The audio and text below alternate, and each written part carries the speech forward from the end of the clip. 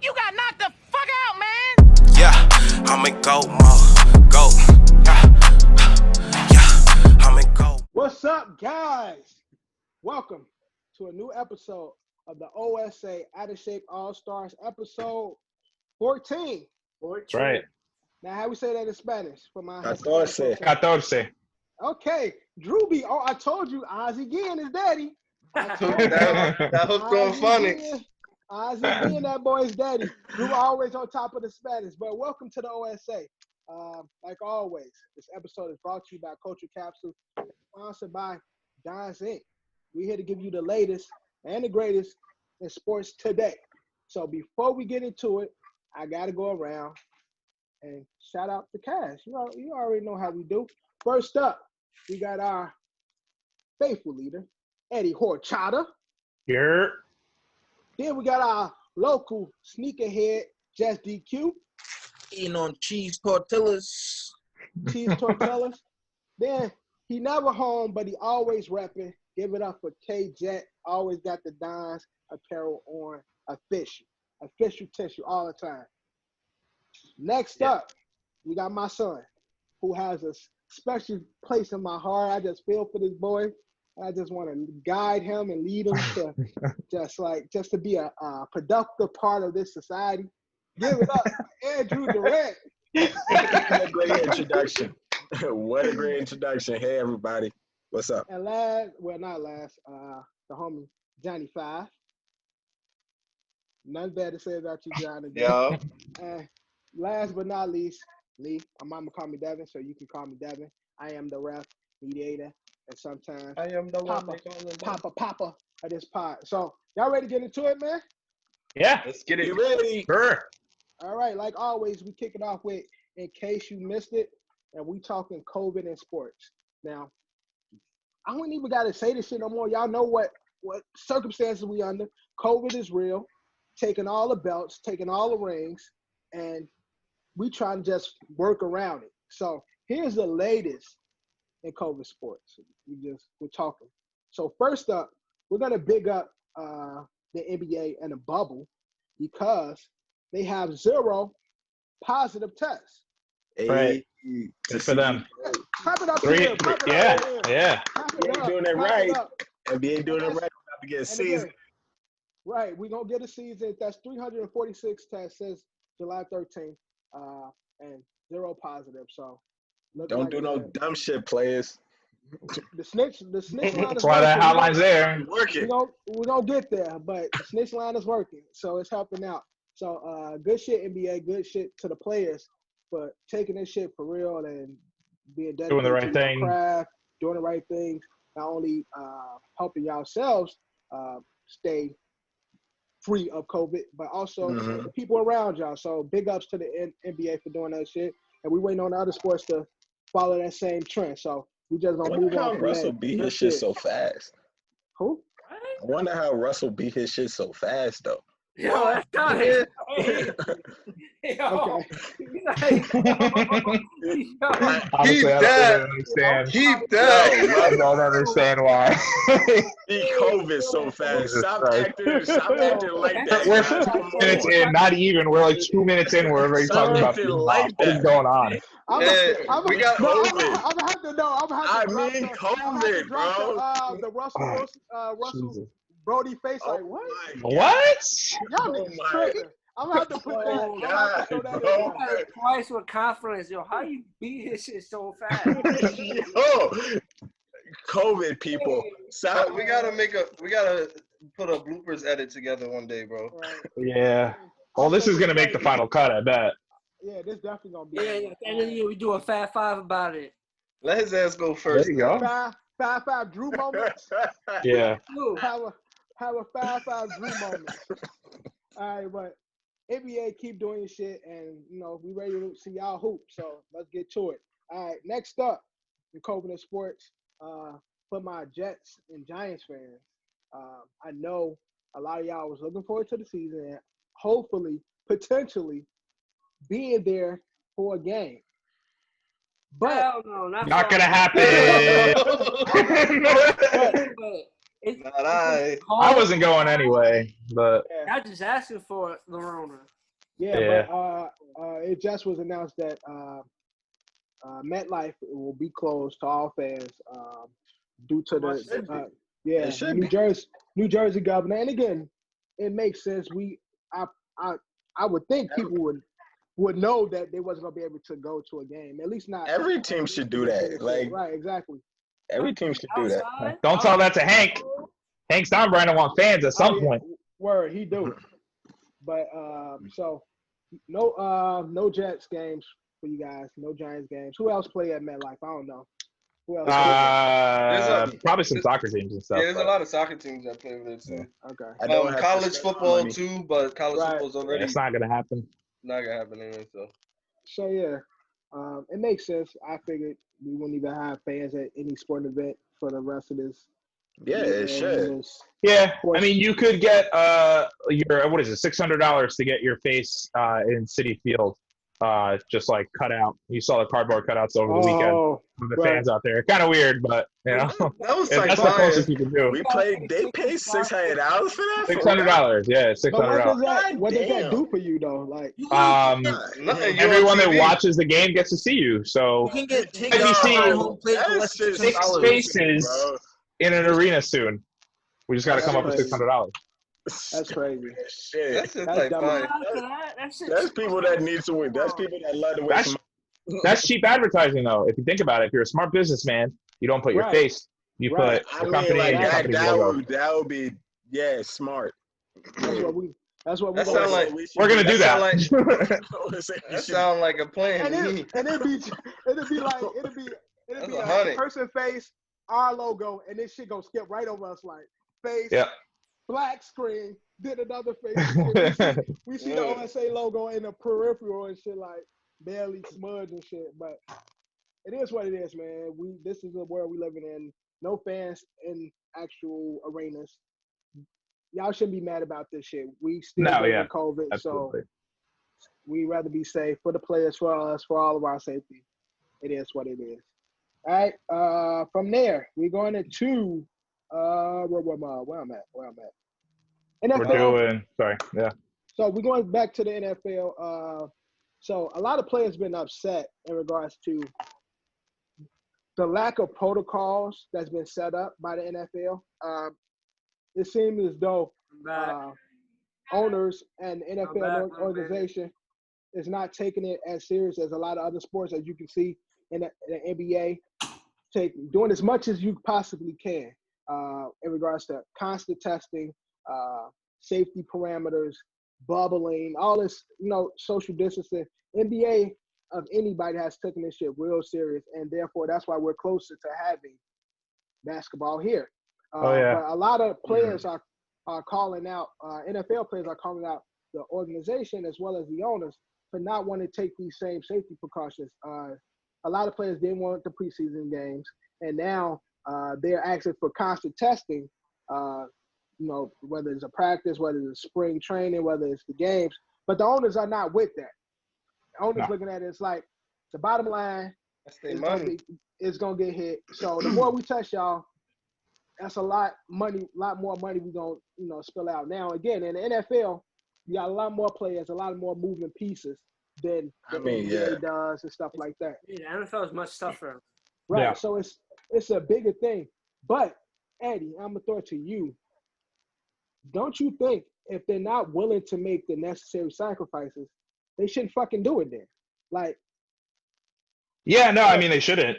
Like a lot of what the NFL has been doing is they've been waiting for basketball. They've been waiting for baseball to get their season started because their season's a little further off. But as we know, we're finally getting Thursday baseball. You guys are listening to this a little bit later, so it already finally happened. Thursday's the big day for us.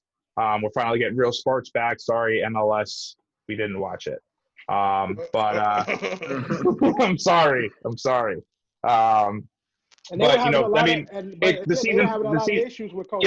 The season's happening sooner rather than later. I mean, we talked about this a little bit but the Texans rookies and the Chiefs rookies are reporting, and a lot of rookies are reporting to certain camps right now.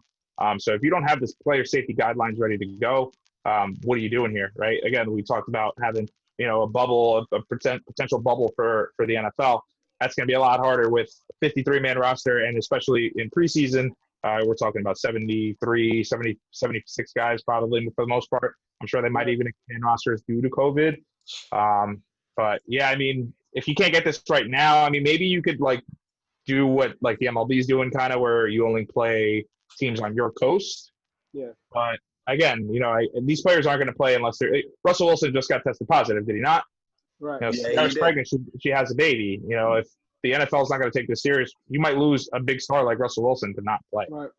So I mean, And again, the thing with football, not only would you lose a person like Russell, but you lose everybody that plays his position.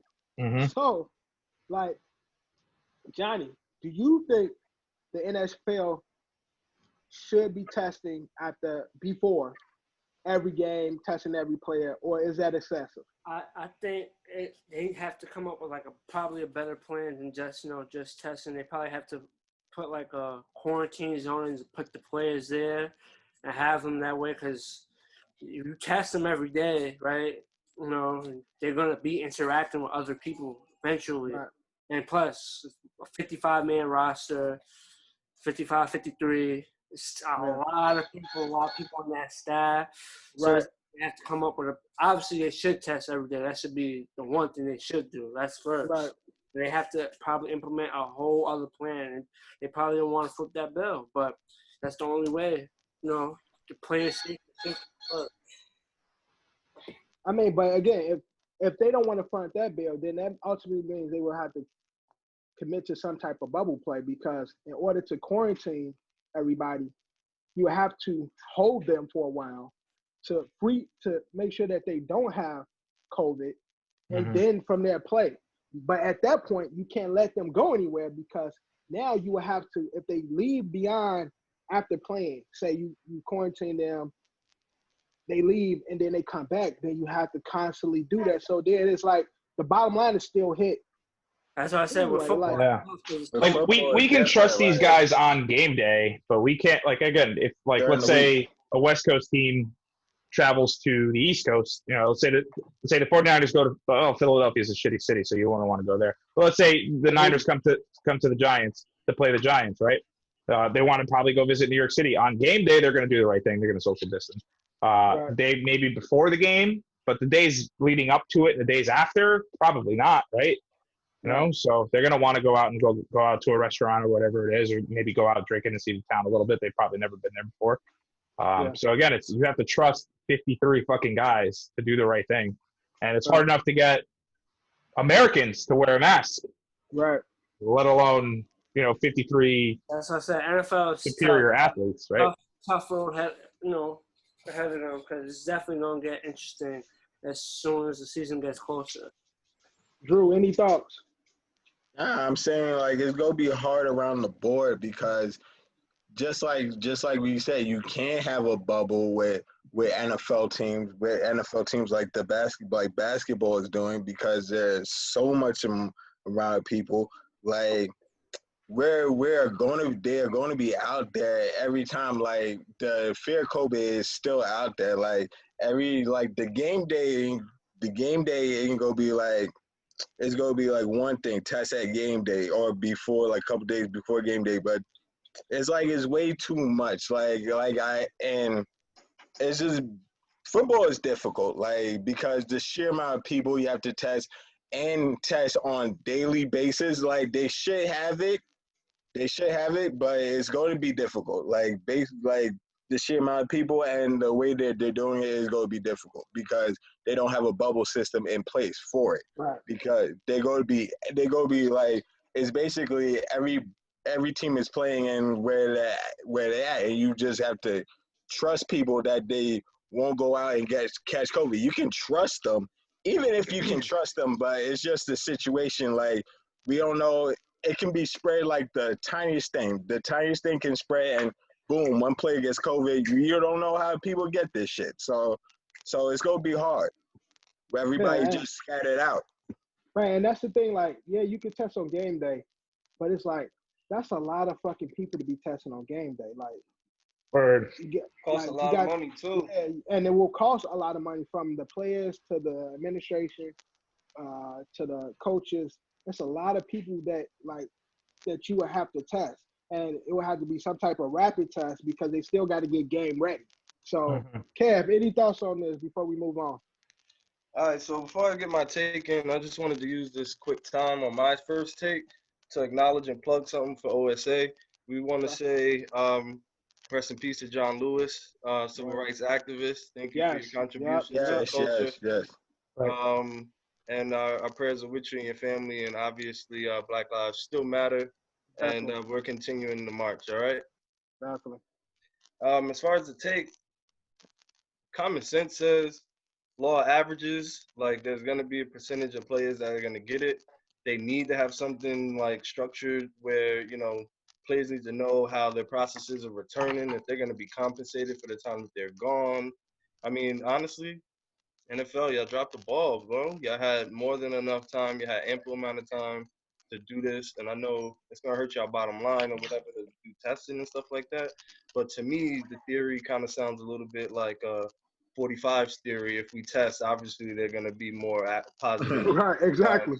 So I don't know what And y'all test positive if you don't test for it. I don't know what y'all doing, but that's what I hear. So yeah, that's my take.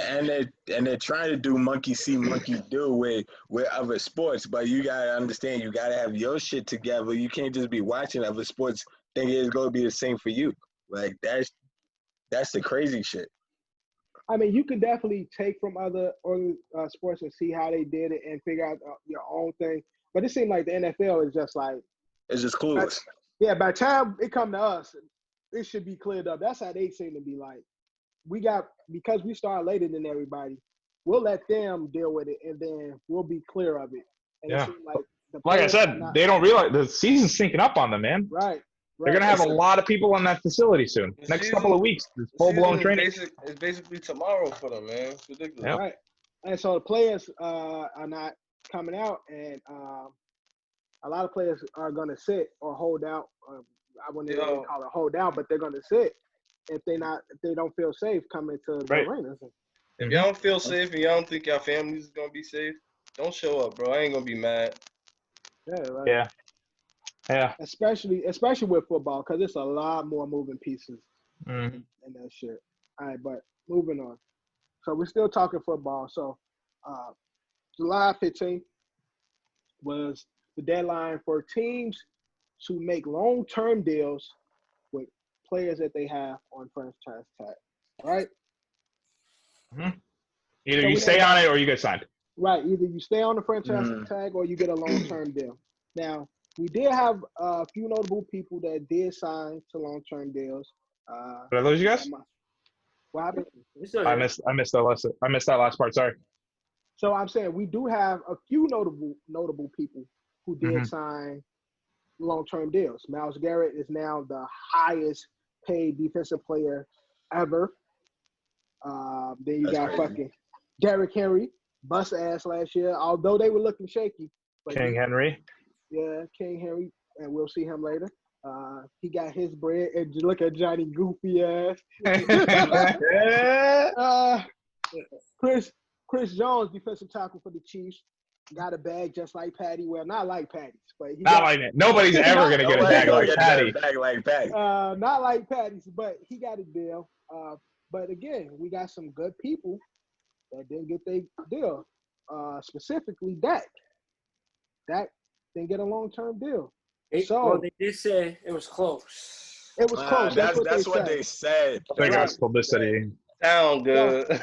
That's what they said. With that being said, the number one Dak fan in this. DQ would definitely give Dak the Pat Mahomes contract. Yeah, he would. He would. Wait. DQ would probably give him an extra mil just to say it was better. Nah, I wouldn't do that. So DQ, with Dak not getting a long-term deal, what do you think holds? What's the future for the Dallas Cowboys? Do they work out a deal this upcoming season? Do Dak stay with them? How do you think this is gonna play out? Everything is in Dak's hands now. If he performs well, he's going to want a decent bag. I'm not talking about Patty levels, but at least somewhere in that ballpark. Right. But like, if he does extremely well this year, they make the playoffs, they get past the second round. If they make the MC championship game, probably not, because they're not how the history is, but if he performs well regardless, he deserves a bag and will have to get it back on someone. Like he has to get one. So you Kev, think? So why you you're looking like that? saying Yo, if he wins, you want him to win out to get. So all right. So Dak Prescott is 1-2 in the playoffs, right? So he's got Right. one playoff win and he's lost twice. Obviously, that's what took them out of the playoffs the last 2 years. How many playoff games does he need to win in order to get a Patrick Mahomes type deal or close to? you need to go to a championship game and play a He's to wild go card. somewhere to go Super Bowl. undefeated Yeah. or Easy. I think anything above too, 13 wins. He has to win over 13 wins to get that back. I'll If he put it at that. if he And would does you like say he two- deserves that level of money though, or Well, close to? I'm not talking about like Pat Mahomes though, not right now, but his next contract deserves to be The second highest paid quarterback in the NFL.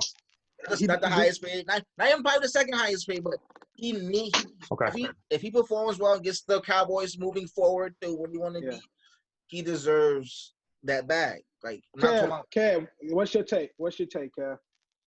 This man's gonna be playing for another team, bro, within the think so? next 2 years. I Yeah, think I'm thinking the definitely. same thing.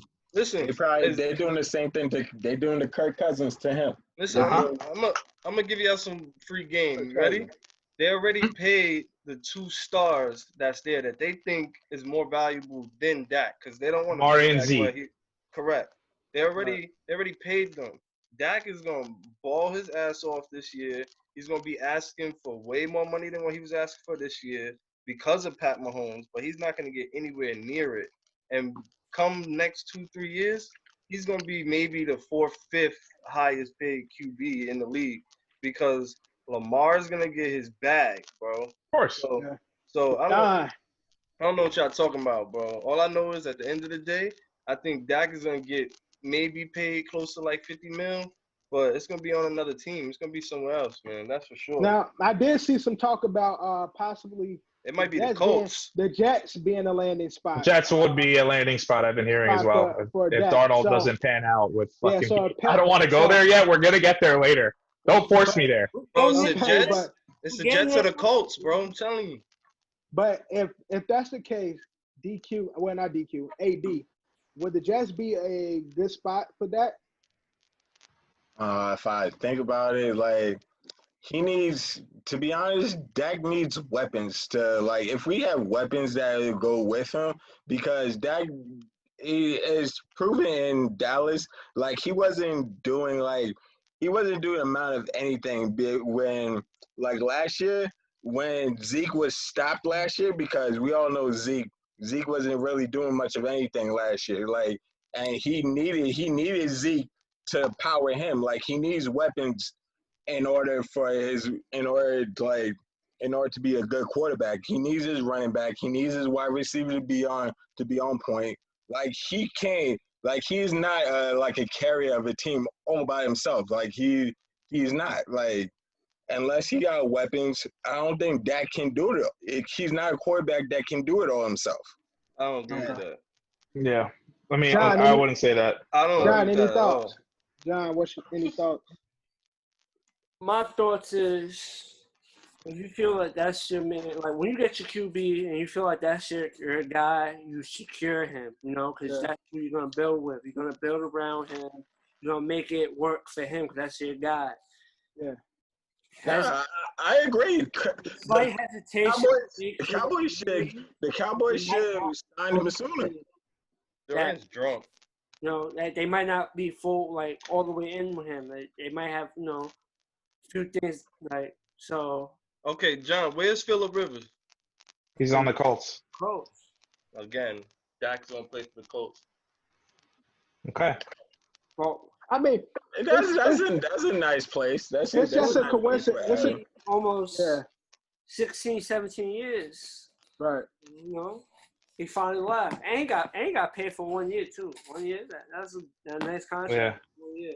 I mean, the QB is supposed to be the star of your team, man. I think it's funny that they sign Z and they sign Amari and they don't sign they star who's supposed to be the center of their team, and they don't work out a deal with him and stuff. Now this whether Dak have a great season, I think he's gonna get it back regardless.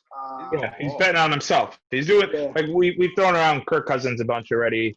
But yeah, he's doing that approach. You keep betting on yourself. You keep putting up the numbers.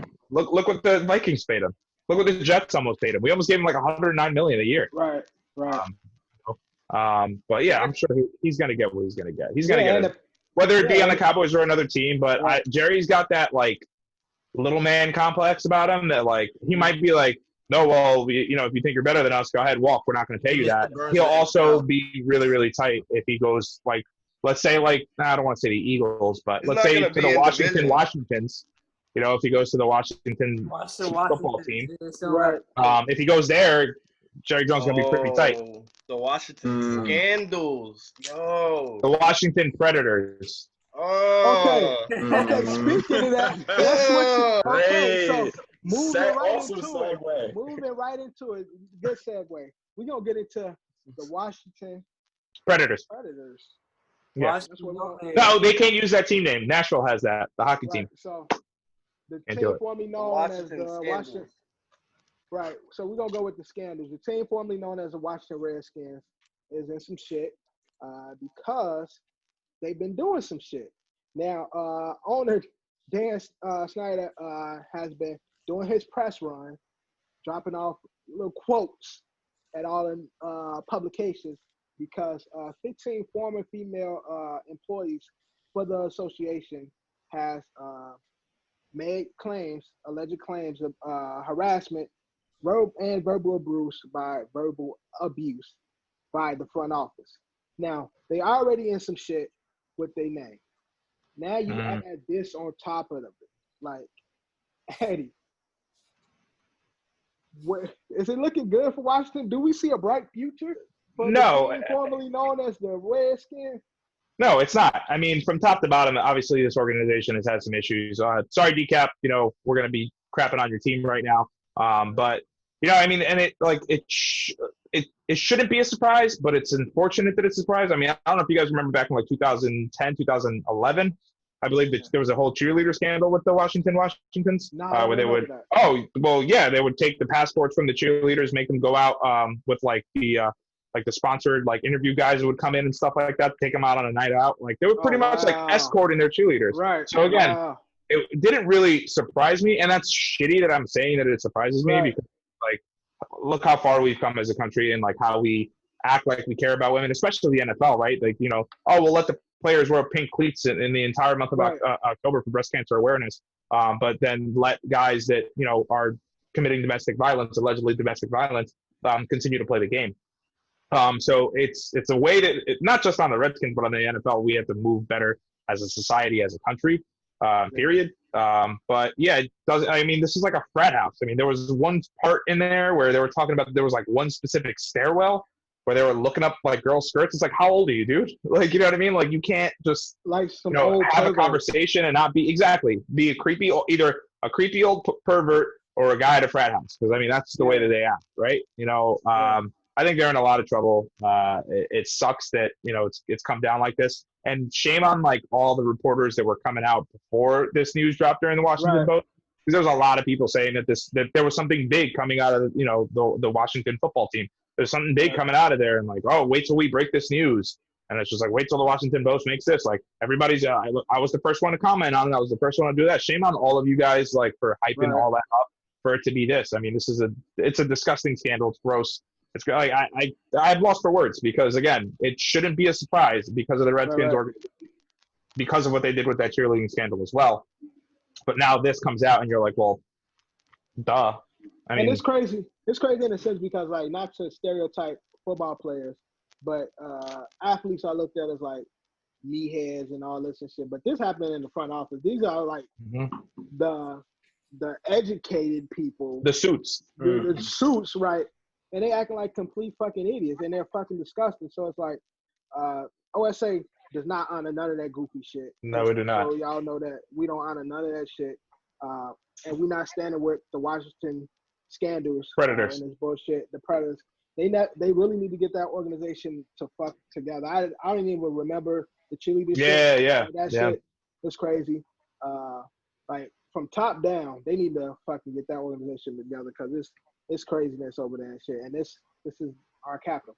So yeah, crazy. I mean, look at it. And again, look at who's in office. exactly. You know, It's like, I don't like connecting dots. Yeah, but 100 degrees of separation, but it's like you got 4-5, being the dumbass he is. Then you got Washington.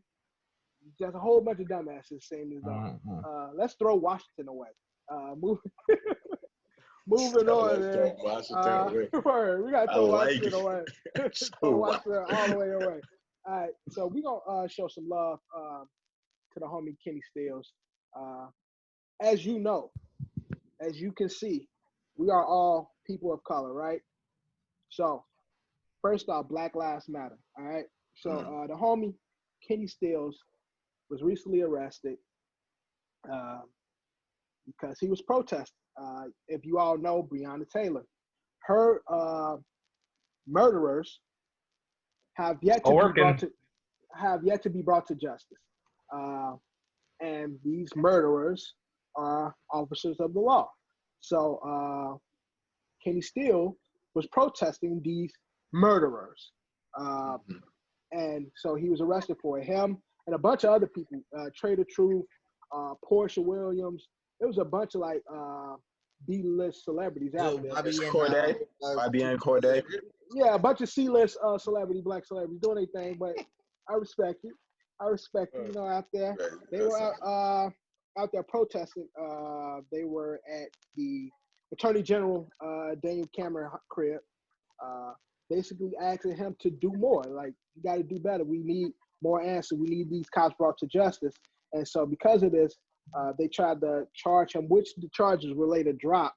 But he was charged with a second-degree felony conduct. Yeah, felony. Felony charges. These are like life ruiners, dude. Right. Like felony charges, second-degree disorderly conduct, and third-degree trespassing. Wow. Okay. I don't want to get too deep on this shit. Kenny Stills, if you know anything about him, he's a okay athlete, but he's super down for the cause. Before all this shit, he's been giving back to his community and other communities for years now. But with this shit, with the situation, Kevin, I'm gonna throw it to you. No answer for Breonna Taylor's death yet. Murderers still haven't been brought to justice. If you were Kenny Stills and you're a prominent athlete, would you be taking these chances as well? I mean, the answer is definitely yes. You got to be frontline. You got to lead by example. And most importantly, when you have a platform, you got to use it, man. I mean, our platform isn't there yet to where Kenny Stills is. But, I mean, we have a platform and we're touching on it. So for Kenny Stills to be out in the trenches and putting his health at risk and advocating for Breonna Taylor, like 100%, man. Unfortunately, we live in a society where cover-ups are the norm. So, I mean, somebody's got to speak for the people that can no longer speak for themselves or the voices that are unheard. Yeah, the voice for the voiceless. And again, I respect people that have these big platforms because, again, what's the point of having a platform if you're not properly using it? Somebody like Kenny Stills, who don't have as big as a platform as other athletes, but he's putting his name and ultimately his dollars on the line because, you know, they try to make examples out of people, but him being true to the cause because it's not like what's right is right. So, and this young lady was killed, murdered in her bed, in her home, no reason, and her murders still haven't been brought to justice. Eddie, any thoughts on this Kenny Stills taking a stand? I mean, yeah, I was just happy that the charges were dropped. Obviously, when the news broke, we had no idea what was going on. Well, like as far as like the case was concerned, what was going to happen to Kenny, what action. Like, I was curious to see what the NFL was going to do.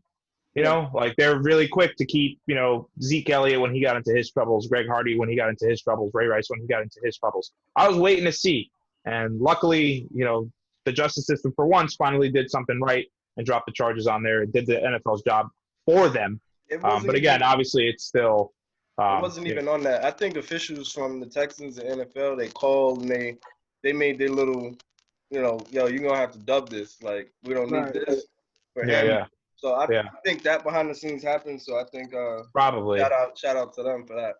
Well, if that's how it went down, then that's shout out to the NFL. Yeah, that's dope. Finally, because again, we've seen the NFL be on the wrong side of a lot of shit before, and so in this climate, is you got to stand with you got to stand with what's right. So I mean, we gotta hope that happened, because the alternative is they realize who they arrested, and because of his status, they let him go.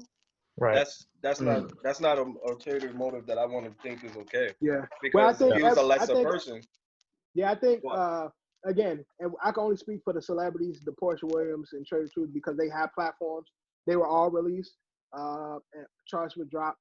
Other people, it was like 87 people that was ultimately arrested. So I don't know. There's a lot of people that got arrested. Yeah, so that's what I'm saying. The case for them, I can't really speak on because I don't know them. I don't know their platform. Right. Just piggyback off Kev saying, it's like, we found out who you were. So it's like, okay, we're going to let you rock. But then everybody else who don't have that voice, we're going to It's interesting to see what happened to them. We should probably dig deeper into that. Yeah, so I like to do some more research to figure out, like, exactly who was there. Because, again, I only know about the celebrities, and I know they charges were dropped. For everybody who don't have those large platforms, I don't know where they stand in this situation. So I'll do some more investigating on that and shit. But we're gonna move on. We're gonna get into the NFL power rankings. Cause I see some funny shit, man. There's been some funny shit going on with these rankings, with these ratings and shit, man. I ain't liking how shit looking. So the NFL or the ESPN put out their NFL rankings. And we're specifically talking about the top 10 teams coming to the new season. So at number 1, they got the Chiefs. 2, the Ravens. Ravens is 1. Ravens is 1. Right. Ravens is 1. Ravens is 1. Okay, so Chiefs is number 2. What's the list for the rankings for? So Ravens are number 1. So this is the future power rankings over the next 3 years. Ravens are at number 1. Kansas City Chiefs are at number 2. San Francisco 49ers at number 3. Saints at 4, Cowboys at 5, Eagles at 6, Steelers at 7, ridiculous. Seahawks at 8, Buccaneers at 9, and Indianapolis Colts at 10. Now, I just want to say before we keep going, they did break this down into 5 different categories: overall roster minus the quarterback, coaching, draft, and front office. Okay. Now they also have the power rankings for next season, the top 10 for next season, and that's what I was about to say. The 10 for next season is Chiefs at 1, Ravens at 2, Niners at 3, Saints at 4, Packers at 5, Seahawks at 6, Titans at 7, Vikings at 8, Bills at 9, and the Bucks at 10. So that's the power rankings. If we get a season, that's the rankings for this upcoming football season. Now, we got Tampa in there, which you got Brady over there. We got Gronk over there. They have them in the top 10. Jonny, with that being said, offensively, are you content with the 10th spot, or do you think they should be higher? I think it's fine. As the season progresses, obviously they will move up, but it's fine. They have yet to, they didn't play with each other yet, so we ain't know. We're going based off what we know of Gronk and Brady and all the other players that the Buccaneers have, and then putting it all together. But 10's a fine spot for now, but that's obviously going to change as the season starts and progresses. Yeah. Now, with the many issues that the Packers usually have, they had them ranked at 5 in the power rankings. Eddie, with the issues that they constantly have, do you feel like that's a good fit for the Packers coming into the season? I think they go in there because of Aaron Rodgers. I think they go in there because that whole organization relies too much on Aaron Rodgers. We talked about this in the past. They never draft around him. They never give him pieces that he needs outside of Devontae Adams and Maybe the three running backs that they never The used Jones. properly are Aaron Jones. Free Aaron Yeah. Jones for the last time. Yeah. Please free him. Let him run the ball because the guy can fucking work. Bro, he's a dog. But defensively they're not that good. They haven't been that good. They can't. They plan that Aaron Rodgers can outscore their offense more than their defense can hold the opposing team's offense. I think it's kind of crazy. Should he be ranked 5? Who came after them? The Seahawks. Yeah. What the fuck Switch are you that. talking about? Yeah, put the Seahawks there. Again, I mean, they got Packers at 5, Seahawks at 6, Titans at 7, Vikings at 8, Bills at 9, and Bucks at 10. I think they're better than the Bills. They're better than the Titans, but I wouldn't say they're better than the Seahawks. They ain't better than the Vikings either. Vikings got a more And Vikings defensively too. Yeah. Sorry. I forgot about the last team. Sounds like a whole season's not better than the Buccaneers, but that's cool. John, we ain't even seen them do nothing yet. Yeah, exactly. That's a joke. And John, defensively, they're not a good team still. Yeah, word. They were like 27th last season. Ranking defensively? Yeah, probably. They were in the back half. Let's say this, but what happened in the Super Bowl? It was defense versus offense. Who won? But they got to get there. You got to get there. Exactly. I'm not saying they're getting there. I'm just saying an example. You're saying all this. Oh, what about the defense? The team with the best offense won the Super Bowl last year. Yeah, but Johnny. That's not always the case, John. Yeah, and you're right. Again, that's Pat Mahomes. That's an anomaly, bro. Yeah, you had one of the best ranked offenses in the Los Angeles Rams, who cheated their way to that Super Bowl, and then the number 1 defense in the New England Patriots. Who won that game, John? And don't forget, that was a very low scoring game, but that was 2 years ago. That's defense.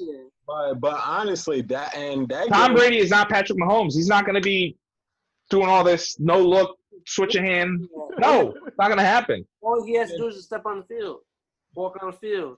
Wow. Yeah, I know about to happen.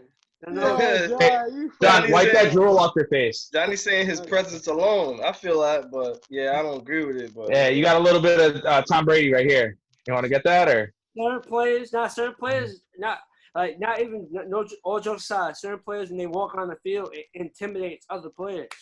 Mm-hmm. I'm not saying like he looks. It's just the presence. It's Tom Brady's the GOAT. It is Michael Jordan, bro. They step on that. They step on. It's like, shit, we about to play. Tom Brady can't play defense. Is all I'm saying. That's true. And again, defense don't gotta be elite. All the defense gotta do is get a couple of stops. That's it. I mean, based on their ranking last season, they didn't get many. So it's hard to get many when you QB through 30 picks. 30, the true 30 for 30. I give you that, John. I give you, Jameis Winston is the true 30 for 30, bro. I'll give you that. But again, we just got 2 good ass stops, and we gotta get back on the field. Don, are you just gonna come out and say you're a Buccaneers fan now, or what's up? Nah. No. Okay. All right. Just checking. John got a Bucks jersey already in the closet, man. Yeah. Nah, I don't. Should get one, right? Should get a Brady one. With the top 10, because you spoke about the future top 10, right? Eddie, do you agree with where they're going? I saw the Colts in there. Colts do have a good team right now. Colts got a really good defense. Yeah, do yeah. I mean, the offensive line is good. They got some, no big name weapons, but as far as their running game is pretty good.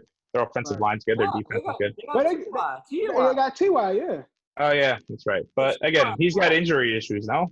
Does he not? I feel like he hasn't made, enough big splashes. T.Y. a superstar, but he be on and off. And T.Y., when he playing, because last year he was having a good season, low-key, when he was out there, he was playing great. But, again, injuries, let's see what happens with Phillip Rivers throwing the ball. T.Y. is the third best one-trick pony in the league. As long as Phillip Rivers is protected, I can see Phillip Rivers having a having a solid season. Why you laugh, Ed? I'm serious. He's the third best one-trick pony in the league. You got I get it. You got a healthy Deshaun Jackson. I was gonna say who the other two were. Right. I was trying to figure out who the other two was.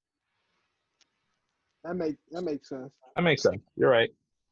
But So we'll see. NFL, hopefully they get their shit together so we can actually see if these rankings are actually accurate. But from here, we're going to get into the Madden 99 Club. Now, one of the best times of the year, we get a new Madden 21 right. coming soon. And they introduced the 99 Club. Of that group, we have Patrick Mahomes. Duh. We got Aaron Donald, Christian McCaffrey, Michael Thomas, and Stephon Gilmore. Yep. Now, I was surprised because Michael Thomas was the last person announced. I was surprised that he was the last person of the 99 Club. But Eddie, do you agree with the 99 Club? Is there somebody missing that you feel should have been there? I think they got it right. I mean, Sam Darnold should have been there, but we won't go into that. If it wasn't for Mono, he should have been there. But no, I mean, yeah, they for the most part they got it right. We talked about Michael. You talked about Michael Thomas getting in there last. Twitter did kind of blow up a little bit when they were saying like he was like crying and bitching and moaning, saying he wouldn't like play if he didn't get a 99 rating, or he would have felt disrespected. So therefore, he ended up getting one. But I mean, numbers don't lie. He did have a really good season. Had the most reception. Had the most yards. Was a monster last year. So yeah. And then Christian McCaffrey, I think, is probably the best running back in the NFL today. Aaron Donald, one of the biggest pass rushers out there. Period. I don't think anyone can stop him. Row in the 99 Club. This is fourth year in a row. Yeah. Fourth year in a row. So yeah, I mean, yeah, there it is there. And Stephon Gilmore, although I don't like him, he's probably, there's not a lot of true shutdown corners anymore. I think he's one of them that are actually still there. There are guys that flutter and like are there. Like Josh Norman was there for a little bit, and like there's certain guys that blow up for a little bit. Stephon Gilmore's been pretty consistent like since day one. I guess you could probably say like Ronald Darby would be there too. I remember back when the Bills had both of those guys, and both those guys were very good. So yeah, I mean, I think it's about time that he finally got it. Lamar maybe should have been 99, maybe MVP, but again, accuracy.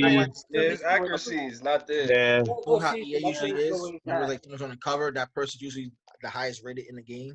But I give 99, but I guess not this year. Because when KG was on live in 2001, this nigga was 99 every. I mean, usually when they put you on a cover, you usually have that super high ranking. Who's on the cover this year again? Lamar, right? No, Patty. No, well, they got multiple. Lamar Jackson. That was last year. Pat was last year, wasn't he? Oh, Pat was last year. Yeah. But the basic one is supposed to be Lamar, nah? Yeah, I think so. Lamar is the cover for the Madden. Yes. Yeah. Johnny, anybody missing from the 99 Club? I'm not gonna lie. I'm thinking about all the players. I'm going through like all the players, wide receivers, running backs, not count offensive linemen. Maybe some of them do deserve it, but I'm trying to think. The closest probably person I think that should have been a 99 is probably D-Hop. Yeah. Oh yeah, there you go. That's why when the last person, and I was thinking receiver, I was thinking D-Hop before Michael. D-Hop is a 98, 1 point off, but if I had to say somebody in the 99 Club would have been D-Hop. Bro, that's going to change, bro. He's going to join the club as soon as he catches his first, touchdown, bro. They're going to be like, all right. What's the sassy cornerback name? I can't think of his name. Jalen? Jalen said he don't even care. He usually changes ratings anyway when he get the game. Yeah. Le'Veon said, don't even change it. He said, Le'Veon was just like, don't update my Matt. Yeah, of course. Yeah. He had a bad season last year. Adam Gase didn't use him. 92, I think. Oh, he needs to shut the hell up. I thought it was in the 80s. Still I thought it was like an 87 or something like that. Yeah, I'll find out. Really complain, I feel, because the game, it's no significant jump within ratings, especially unless you get low 80s or high 80s. There's no big difference.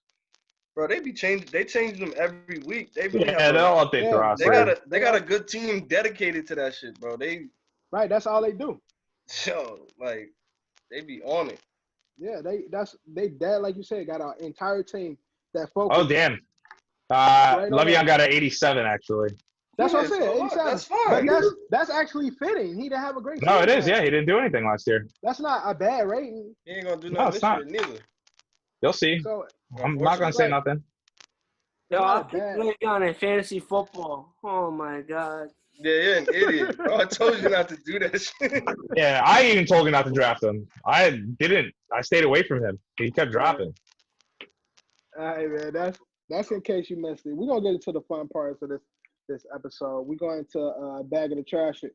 All right, now bubble been going on. NBA players, they all there now. They all getting acclimated. And the snitch line has been active.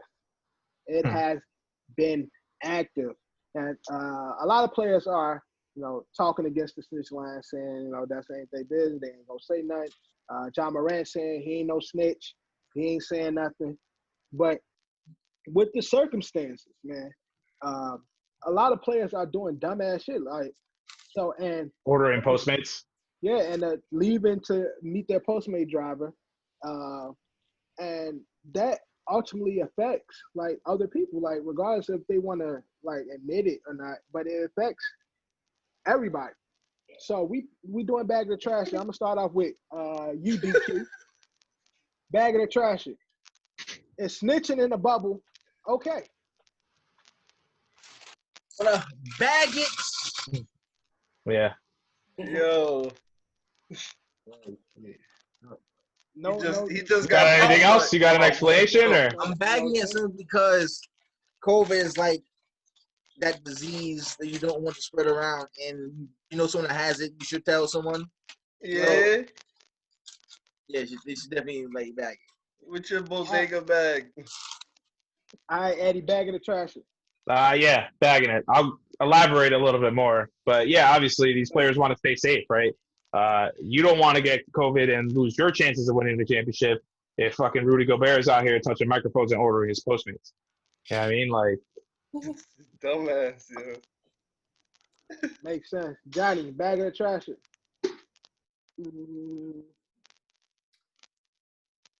John? I don't know. I'm going to trash. I feel like some of the players is playing around with the thing. Lines? Yeah, play Tank anchors? yo, such and such is doing this. Right. Maybe not, but in all seriousness, they should be safe. And if someone's really violating the rules, it should be addressed.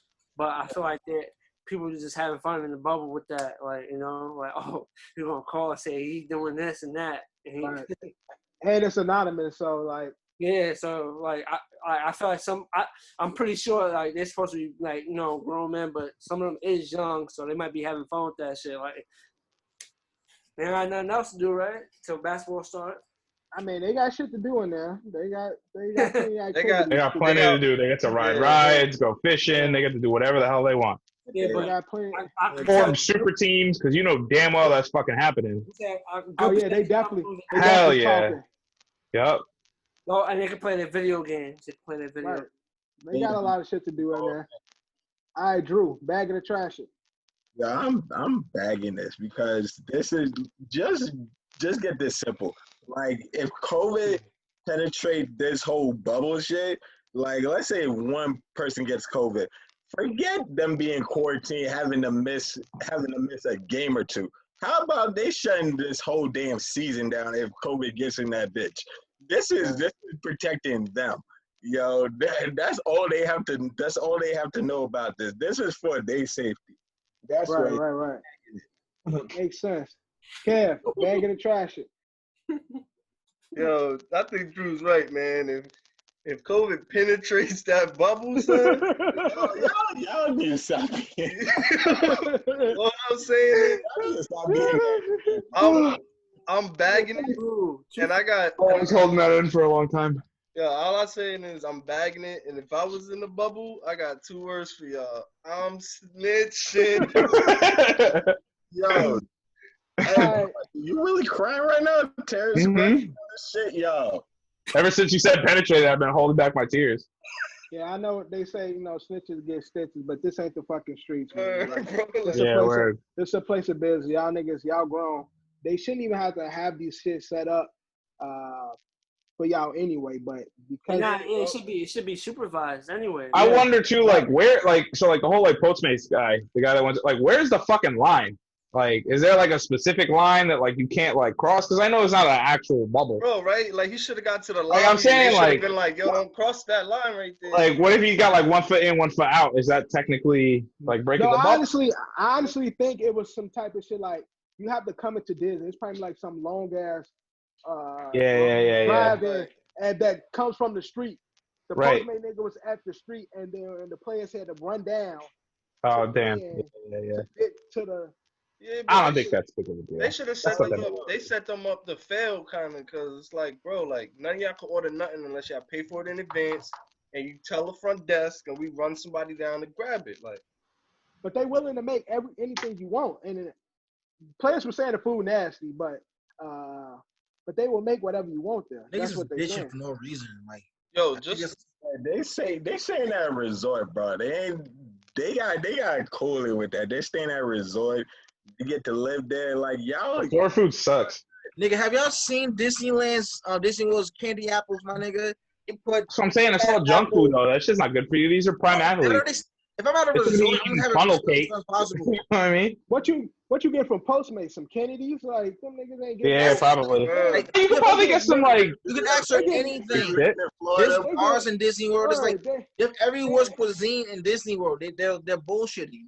Yo, first of all, I just want to say this, bro. Like, I would not be ordering nothing outside the bubble, just in case I get a pizza with a side of that extra Jordan sauce they put on. Like, what are y'all doing anyway? I mean, like, honestly, Dev, snitching in the bubble is like any of us seeing one of our significant others or somebody out with some other dude or woman hugging up or kissing them or whatever.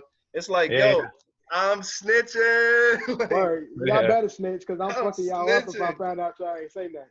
I gotta get proof, man.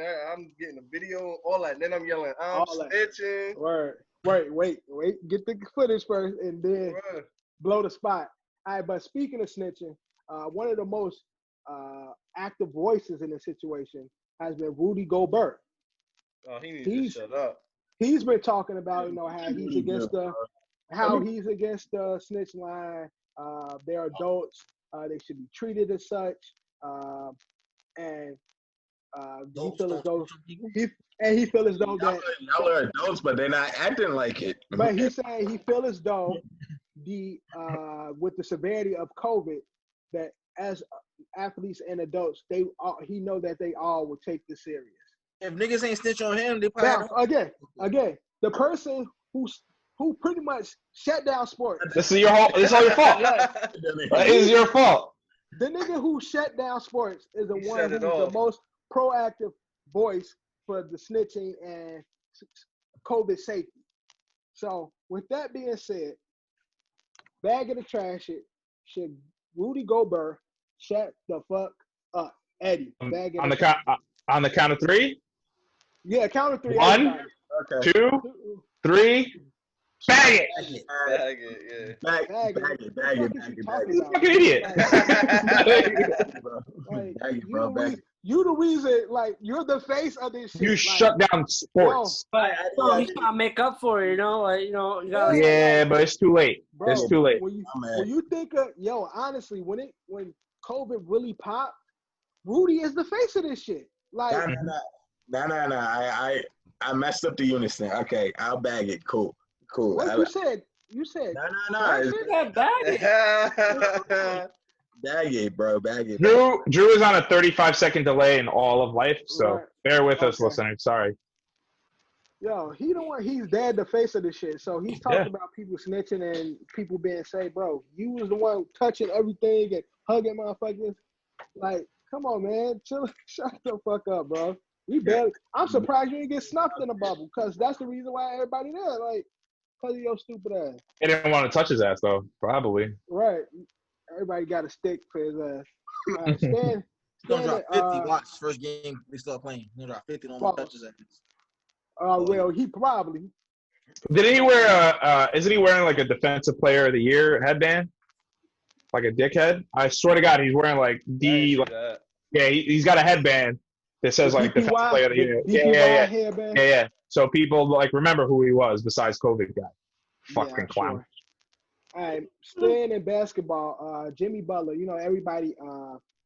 We've been talking about Black Lives Matter Bucket. movement, and how players will demonstrate in the bubble and at the games. Now, a lot of players are deciding. The original idea was to wear victims' names on their jerseys and stuff like that. But since recently, a lot of players have decided not to go with that. They feel like they'll make more of an impact with their actual social work that they do. And of course, NBA will do their own type of dedication and protest. Something. Yeah, like, moment of silence or moment. They'll still whatever. They'll do something. But the players, a lot of players, and start with LeBron. You know what? Whatever LeBron do, everybody else do. LeBron is not gonna wear anything. He said his work will show, his social work will show. But Jimmy Butler is petitioning or trying to get an idea approved for his jersey, in particular, of not wearing a name on his jersey. And his whole idea is, I'm no different than anybody else. Yeah, I'm an athlete, but when I leave the court, I'm a black man in America, and I'm just as liable to be racially profiled and even murdered just for off this color of my skin. So he's choosing, he would like to not wear a jersey or not wear a name on the jersey to say, I'm just a brown man, I'm a black face, just like everybody else.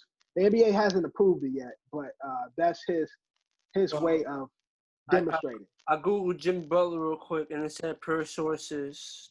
Tim Murray said per sources, it appears as of now that he also Jimmy Butler's request to wear no name on the back of his jersey at the NBA restart will not be honored. Yeah. So they said they were setting him up for just Butler. Okay. So they're ready to just put Butler on the back of his jersey. Okay. So now with that, it's saying that they're going to deny it. Jonny, going to you first. Should Jimmy Butler be able to wear a no-name jersey? Yeah. I feel like it's for the cause. Obviously, it says something like the players have an agreement that you have to have a name on a jersey, but since they're showing like the whole incident that's been going on currently, and they put the certain names that they wanted people to put to switch. Yeah. If you want to do no name, they should allow it. You know, right? It's like there's no name, so it's not. That's his message. Right. Remember, not every player agreed with the selected messages. Right. So he chose to go no name. Because then I also see another thing where it said after Jimmy Butler made his request, over 30 other players made that same request. So, which is dope. And again, they can't really tell. I don't think it's cool to tell people how to demonstrate. Yeah, that's what I'm trying to say. Like, I understand if it was a different circumstance, but it's for demonstration. Like they trying to send the message. Yeah, they trying to do wild micromanaging, bro. Like, but as long as they ain't trying to write nothing derogatory or nothing like that, and y'all saying y'all support them for their cause or whatever, it's like the least worrisome you should be is about the back of the jersey just having a number on it, not a name. Like, so you bagging it or trashing, Kev? I guess in this content, I'm just trashing the whole idea that they are like trying to prevent him from doing it. But yeah, right. But you bagging the fact that he should. Yeah, that he bagged the idea. Yeah. So, micromanaging, bro. Like, Eddie, bagging or trashing? Yeah, I'm gonna agree with these guys. You know, I think that was a really powerful thing that he, powerful idea that he thought of, right? Where it's just like, yeah, I'm just like everybody else. You know what I mean? Like, yeah, I have this platform, I have this, I am this mega athlete, but again, like he could get pulled over and he could be racially profiled, and until the cop notices, it's gonna be too late. You know, It's happened in the past where athletes have gotten in trouble or have been racially profiled. It's happened in the past. So yeah, he really is somebody else. So I do bag the idea, but yeah, it's what Kev says. It's fucking stupid that they're not even letting him do it. Like that's the smallest thing they can do. It's not like he's writing like, fuck the police on his back. You know what I mean? Like he could be doing that, not. So I don't know. All right, DQ, bag it or trash it. Should Jimmy? Everyone else pretty much. Yeah. Trashing the fact they only want to do it, but I'm bagging the idea of him wanting to do it, because Right. everyone knows that athletes have a voice, and just knowing that Jimmy Butler was smart enough to even come up with ideas. It's a great idea, because everyone knows athletes off the court, albums don't get recognized in the stores. When I was working at Nike over the holidays, when the NBA players came to the store, and all the white people were pretty much confused with who he was. Everyone was making a big fuss about him, and that's the thing. Like, if he was outside, just walking around, just being himself, if someone like say he was doing something he actually wasn't doing, he could have got killed for that. So Right. He just a big ass nigga. yeah. Yeah. I'm like, damn, you tall as shit. You play basketball? That's the first thing white people always ask when they see you. Play basketball? Yeah. You play football or something? Do I know you from somewhere? People hate that shit, but I don't care. Your Yeah. complexion, I walk past a tall ass nigga, I'll be like, damn, you tall as Can I shit. get a picture? Can I get a picture? That's Cam's next question. Nah, Yeah, hell no. yeah. I dead ass look at them and be like, yo, you tall as shit. And most of the time I get a chuckle, bro. They be like, Yeah. alright, good look. I'm like, yo, you tall All as right, Drew. Bag of the trash it. Jimmy Butler wearing a no-name jersey. I totally bag it, because the sentiment what he was trying to convey is totally valid. Like just to agree with everybody. Like, he wanted to show that he's just a regular person, just like everybody else. Like, you can take, like, I have a platform, but outside this platform, people may not know me, and I'm just the color of my skin when I step out off the court. Like, unless you know it's Jimmy Butler, you just know what you see right here. Right. Yeah, Yeah. definitely. Again, everybody's want to do a demonstration. The NBA is the ones who threw out the idea of wearing the names and shit. That wasn't really the players' idea. That was actually the NBA idea of wearing the victims' names and shit. And so, again, like Drew said, the sentiment behind where Jimmy Butler was coming from, I think is dope, and it's a very powerful message. So, Johnny saying they denying it, but hopefully we see some type of change. The weird thing about also is, like, a lot of jerseys in the NBA, like in the 30s, 40s, 50s, and 60s, had no names on the back of the jerseys, just the numbers. So, like, I mean, most sports don't have names on jerseys. And baseball, most teams in baseball don't have the names on the back. Yeah, so, Yankees, the Giants, stuff like that. But that was the common thing. Like, and the Players Association struck a deal to have. They came up with a deal through the contract. Yeah. So they came up with a contract to have names on the back of the jerseys. So that's why. Right. But again, they came up with a deal. It's not like he's like, I think Eddie said that it's not like he's saying, want to say fuck the police, fuck Trump. Right. Yeah. He ain't putting all lives matter, comma, yeah, right. Like, exactly. Like, he's not doing anything crazy. It's just like, I'm trying to put myself in the same space as everybody else, because ultimately, once I leave this court, I am nothing but another man, another black man. And I have to face the world just like all my brothers and sisters do. So it's like, I get it. But we'll see. They denied it per Giant. We'll see if they allow him to do any other demonstration. But we're gonna talk some fuckery though. We're going to the man ratings. And I just find this crazy. So a lot of Madden ratings came out. As we know, Rob Gronkowski is with the Tampa Bay Buccaneers. Robert. Didn't play last season, but he has a 95 rating, better than Zach Ertz. I think Kittles and Kelsey, the only ones that has a higher. Which is right. Kittle's like 98. Kittle's a beast. Yeah, Kittle's was cooking, and I think Kelsey was like a 97, 96, something like that. Yeah, right. Definitely. But with that, Drew, do Gronk deserve a 95 rating in the new Madden? Bag of the trash.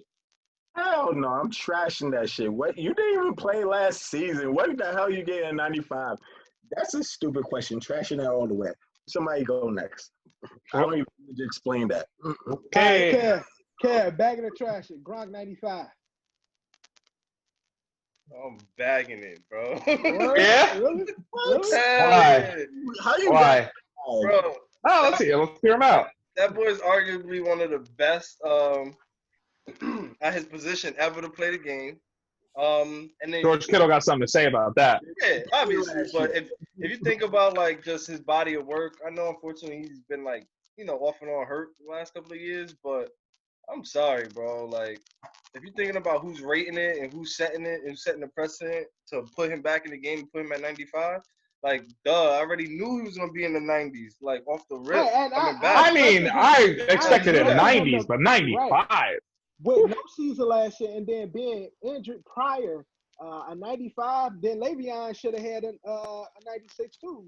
Bro, Yeah, if you're considering years before stats. Yeah, if you consider years Past year before, stats. yeah. Bro, if you're considering the last image that's in these people's heads that make up these games and everything like that, the last image of Gronk is him catching like damn near the game-winning catch in the Super Bowl, bro, that they won. Come on, they was gonna do him like that anyway. So I'm bagging it because I'm not surprised at all. Eddie, bag it or trash it. I'm going to trash it because I'm going to pull up his last 3 years. Gronk played 31 out of 48 games that he could have potentially played in a 16-game season.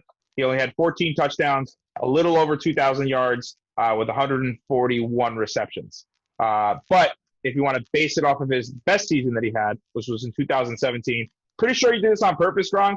69 receptions. We all know that Gronk missed a free throw in high school to keep the score at 69 because that's how fucking crazy he is. But that was his best year, had 1,000 yards and 8 touchdowns in the last 3 years. But then to go away from sports for a year and then to come back and be ranked 95, I think that's a little crazy. Again, I don't think it's that crazy. I kind of agree with you, Dev, saying that he maybe could have been like an 89, 90, but 95, I mean, come on. I mean, what kind of – is it because it's Gronk? It's the Gronk factor. I mean, he did slim down. He looks great. He's still young. And I know he's going to cook. He's going to do well. And, but I mean, to start him off with 90, and then eventually when the updates come out, give him 95. That's what I'm saying. To start him with 95, I was like, again, he's going to be shaking off some cobwebs, especially with COVID and everything, with training camps and all that stuff. Honestly, again, Gronk's play will be a 95, 96. 100%. I'm sure of it. But to start him off with no season last year, that's kind of OD. DQ, I'm going to go to Jonny last because Jonny is Jonny. So at first I was going to trash it, but based on his Madden 18 rating, right, where he's rated at 99. So technically, they did lower his score. So they given him a 5-point drop off from the year that he missed. So I'll bag it because of that, but it shouldn't be that. But I'll bag it. In that case, to me, a college player that had a great season should come in with higher ratings. Yeah, they should. Like, it makes no sense. I agree. Like, okay, John. Here we go. John, bag of the trash at Gronk 95. He's not the best tight end on his team, for what we know.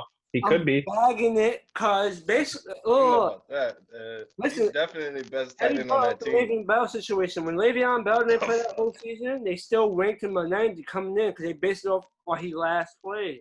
And Gronk arguably has the case to be arguably the greatest tight end ever.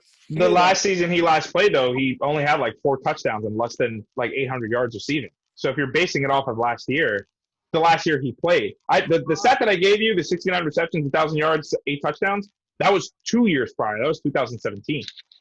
Gronk is Gronk, and he's arguably the best tight end in the league right now. Bro, he's definitely the best tight end on that team, bro. If Tom Brady wasn't there, OJ Howard would be asking for a trade, bro. OJ Howard has been asking for a trade, and it'll be interesting to see where he ends up. He's not going to see the ball, bro. And again, nobody's knocking Gronk. We all know how great Gronk is. Yeah, I love Gronk as a person. I hate the Patriots, and I love Gronk. The bag that he's a 95. I remember fantasy. I had picked Gronk and Brady one year. We played fantasy. I had both of them. Like Gronk is that nigga, but for him to be absent and then his last season to be shows you how good he is, and how good he was. Yes, It's not. And again, I can't keep saying it enough. Gronk lost like 80 fucking pounds. He looks fucking great. Hopefully he's in football shape. But I mean, he was on the Masked Singer, dancing and shit. yeah, Masked Singer, WWE, he was out there. So, He was cruising. Hosted WrestleMania in between the 24-hour champion. No fucking reason. So, before the season over, I'm sure Gronk probably be at a 99 for all No, yeah, 100%. The cock meat sandwiches guys out there, Johnny Five. Last and Yo, OJ Howard gonna be coughing in Gronk's locker, bro, all season. And you know that, I mean, it's not OJ Howard don't got to worry about Gronk. He got to worry about Cameron Brady. Because Brady loved himself some white boys. He's gonna throw it straight to Brady and not OJ. I mean, he could possibly have a good season though. That dual time with the dual tight ends, he always cooks. It's always scary. And again, Gronk's gonna have he's gonna have a limited I don't feel like they're gonna have Gronk in on every fucking play. Gronk's gonna be like when he runs into the play, everyone be like shit. The safety's gonna have to back up a little bit. Maybe the middle linebacker's got to pick him up. Like cornerback might have to come in. No, they're gonna keep him lined up. They need that. They need to have Gronk and them two tight ends out there to scare everybody. They're gonna keep them out there. Whether they use them, right? They're gonna keep them. They're gonna definitely keep them out there. All right, but last thing, back of the trash. We speaking of Serena Williams now. Serena recently had a baby. Well, she ain't even recently because her baby is like a year or two. Going on almost 2. Going on 2, yeah, I think. Yeah, so she's been away from the game of tennis. Got married and stuff. Just being a good mom, but now she's trying to get back in shape. She's working. She's back. Yeah, she's back training.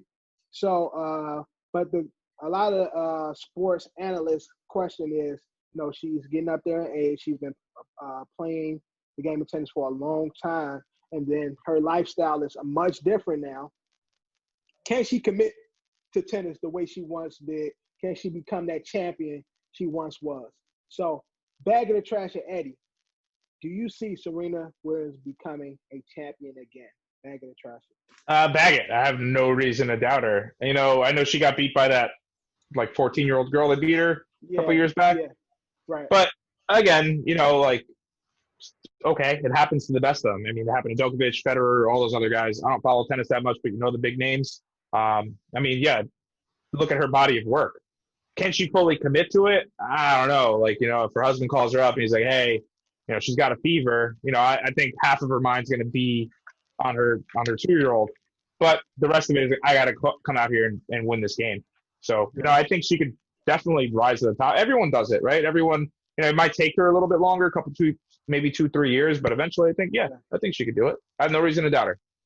Yeah, and they try to play that against her. And it's kind of sexist because, LeBron and they ultimate athletes. They got families, they got kids and stuff. But they trying to say as long as she's been an athlete, she's never had these other dynamics or other distractions.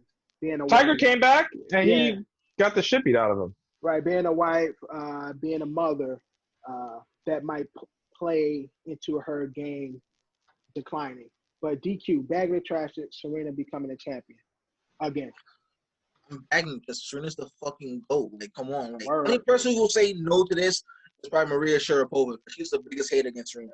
It doesn't matter. Maria was just a pretty face, and she wasn't even that nice. She wasn't good. I'm Serena literally, the fact that she, I'm not sure. I don't have kids, but that you should know. When you're chasing a kid around, you have to have that energy. And even her having a kid, she's experienced pain. No one really either energy or NyQuil, either one. Whichever one. Yeah, she got it. Of course, she don't go back to her old form. Yeah. Kev, bag of the trash. Definitely bagging it. I would never bet against Serena. And just what she accomplished in the short time coming back after having the kid and making it to the finals and losing, even though that loss was a little controversial, the loss in itself. But I think that girl was going to beat her in that final set anyway, but she got a set stolen from her from the ref. But anyway, I would never bet against her, so I'm all in on Serena winning it. And plus, she's got way more time to be in shape. Yeah, bro, she looked like she just had a baby when she made it to the finals right after the baby. So now she's gonna cook, bro. Didn't she play pregnant too? Yeah, and cook? Early. Yeah, she was playing pregnant. So what are we talking about? Why are they hating? Bro, played pregnant, Wayne dropped off her baby, and then had a match that night. Word. She said, "Hold my baby." She dropped Serena, it. And one of those we grunts love when you, she man. went, the baby came out. She's like, here, take this. We love you, Serena. Yo. Serena, the cord. Now don't worry about it. Don't worry about it. Right. All right, Drew, bag of the trash. Yeah, I'm a bag this because she is honestly the best, like one of the greatest tennis players ever. Like she is that. So unless she proves that she can't make it back to what she was. Like you just have to give it a props. Just like Johnny be talking about Tom Brady. That's what Serena is to tennis, and that's it. And that's that on that. That's it. That's that on that. That's it. And that's that on that. I can't sleep at night. Yo, that's No. that's that on that. Johnny, That's bag that of on that. trash. Serena Williams becoming a champion again. Of a bag it. Bag it. Oh Bro. man. That's it. It's simple. Bag it. Bag it. Again, yeah, how can you knock Serena and stuff, man? And if you've seen recent photos of her, she's looking like she's in prime shape. And she got her daughter out there practicing as well, building the future Williams family and Williams tennis players. But ain't nobody fucking with Serena, man. So, all right, that's bag of the trash, and we moving on. Star bench cut. We're starting out with the 99 Club. Okay. So these three athletes are all part of Madden's 21 99 Club. So we got Aaron Donald. We got what my list at? Damn. Stephon Gilmore and Michael Thomas. Right. So we got Stephon Gilmore and Michael Thomas. Star bench cut. Eddie, kick it off. Okay. Because it's Madden and because it's different positions, there's no stats behind it. I'm just going to go with players that I like more. So starting Aaron Donald, Johnny said 4-time 99 champion. Benching Stephon Gilmore because even though I hate him, I hate the team that he plays for. It has always been a headache for me on the Bills and on the Patriots. And unfortunately, even though I think he's a really good receiver, definitely top 5 receiver in the NFL. I don't know if he's 99, but cutting Who are you talking Michael about? Thomas. Cutting Michael Okay. Thomas. Okay, got you. Cutting Michael Thomas. All right, Johnny. Star bench Sorry, cut. Keyshawn. Eddie's drunk. I'm starting Aaron Donald. Benching Mike Thomas and cutting Stephon Gilmore. Yeah. Tough decision, but that's where they want to go defense. It's Madden, right? You have to That's Madden. gotta have an offensive player in there. So yeah. All right, DQ. Star bench cut. I'm going to right now looking at the thing on the Madden website. For a cornerback, Stephon Gilmore stats are definitely very, very impressive. So I'm going to start him. I'm going to bench Michael Thomas and cut the other guy. Aaron Yo, Donald. you wild. He cut Aaron Donald. Yeah, he cut Aaron Donald. Again, this is Well, Touch football. Look at it now, right? this is the second to plug. We're sorry to all our He just has- podcast listeners. His ratings are just 99, and this is awareness. And He's been 99 4 years in a row. well, he can start then, whatever. Oh no. Yo, go Kev. Go Kev. All right, so for Madden purposes, Right. I'm cutting Stephon regardless because Yeah, you don't really use a corner. you don't need corners like that Right. in Madden. As long as you getting pressure on the D line, bro, any corner you can make any corner I'm have not gonna 6, lie, 7 picks in Yeah, a season. one good corner in Madden because No, you gotta because you get burnt up. Yeah, and I don't need him to be a 99, bro. That'd be I got- nice. I got a 76 overall corner that's Again. got You go get a cooked 90 by Michael Thomas. Nah, he'll have a 92 press and be 88 Again. and man, I'll be good with a You playing stud. Madden. You on that line. You usually controlling that line. The line and the receiver or the So- quarter. So to say all of that, I think is more important out of the two, the D what does he play? D tackle? And wide receiver. Nose tackle. position. Yeah. I think it's more important to have a stud wide receiver. So I'm starting Michael Thomas and benching Aaron Donald. Makes sense. All right, Drew. Because Madden, you can always run up the points, boy. Nah, but I'm definitely starting Aaron Donald. I'm benching Michael Thomas, and I'm cutting Stephon Gilmore. And yeah, that seems about right. That seems about right. I'm following Kev. I'm trying to score, nigga. Give me Michael We Thomas. talking about like You can score with a 76 receiver. You don't run. If you're good, you got a good quarterback, you got a good defense, you can score. Well, if I got a good tight end, that's all I really need. Give me a good tight end and got a good quarterback. That's how I'm playing. But out of these three players, bro, what are we talking about? Only one of them scores. Yeah, I'm starting Michael Thomas, benching Aaron Donald, and I don't really care about the corners. I usually like the computer play.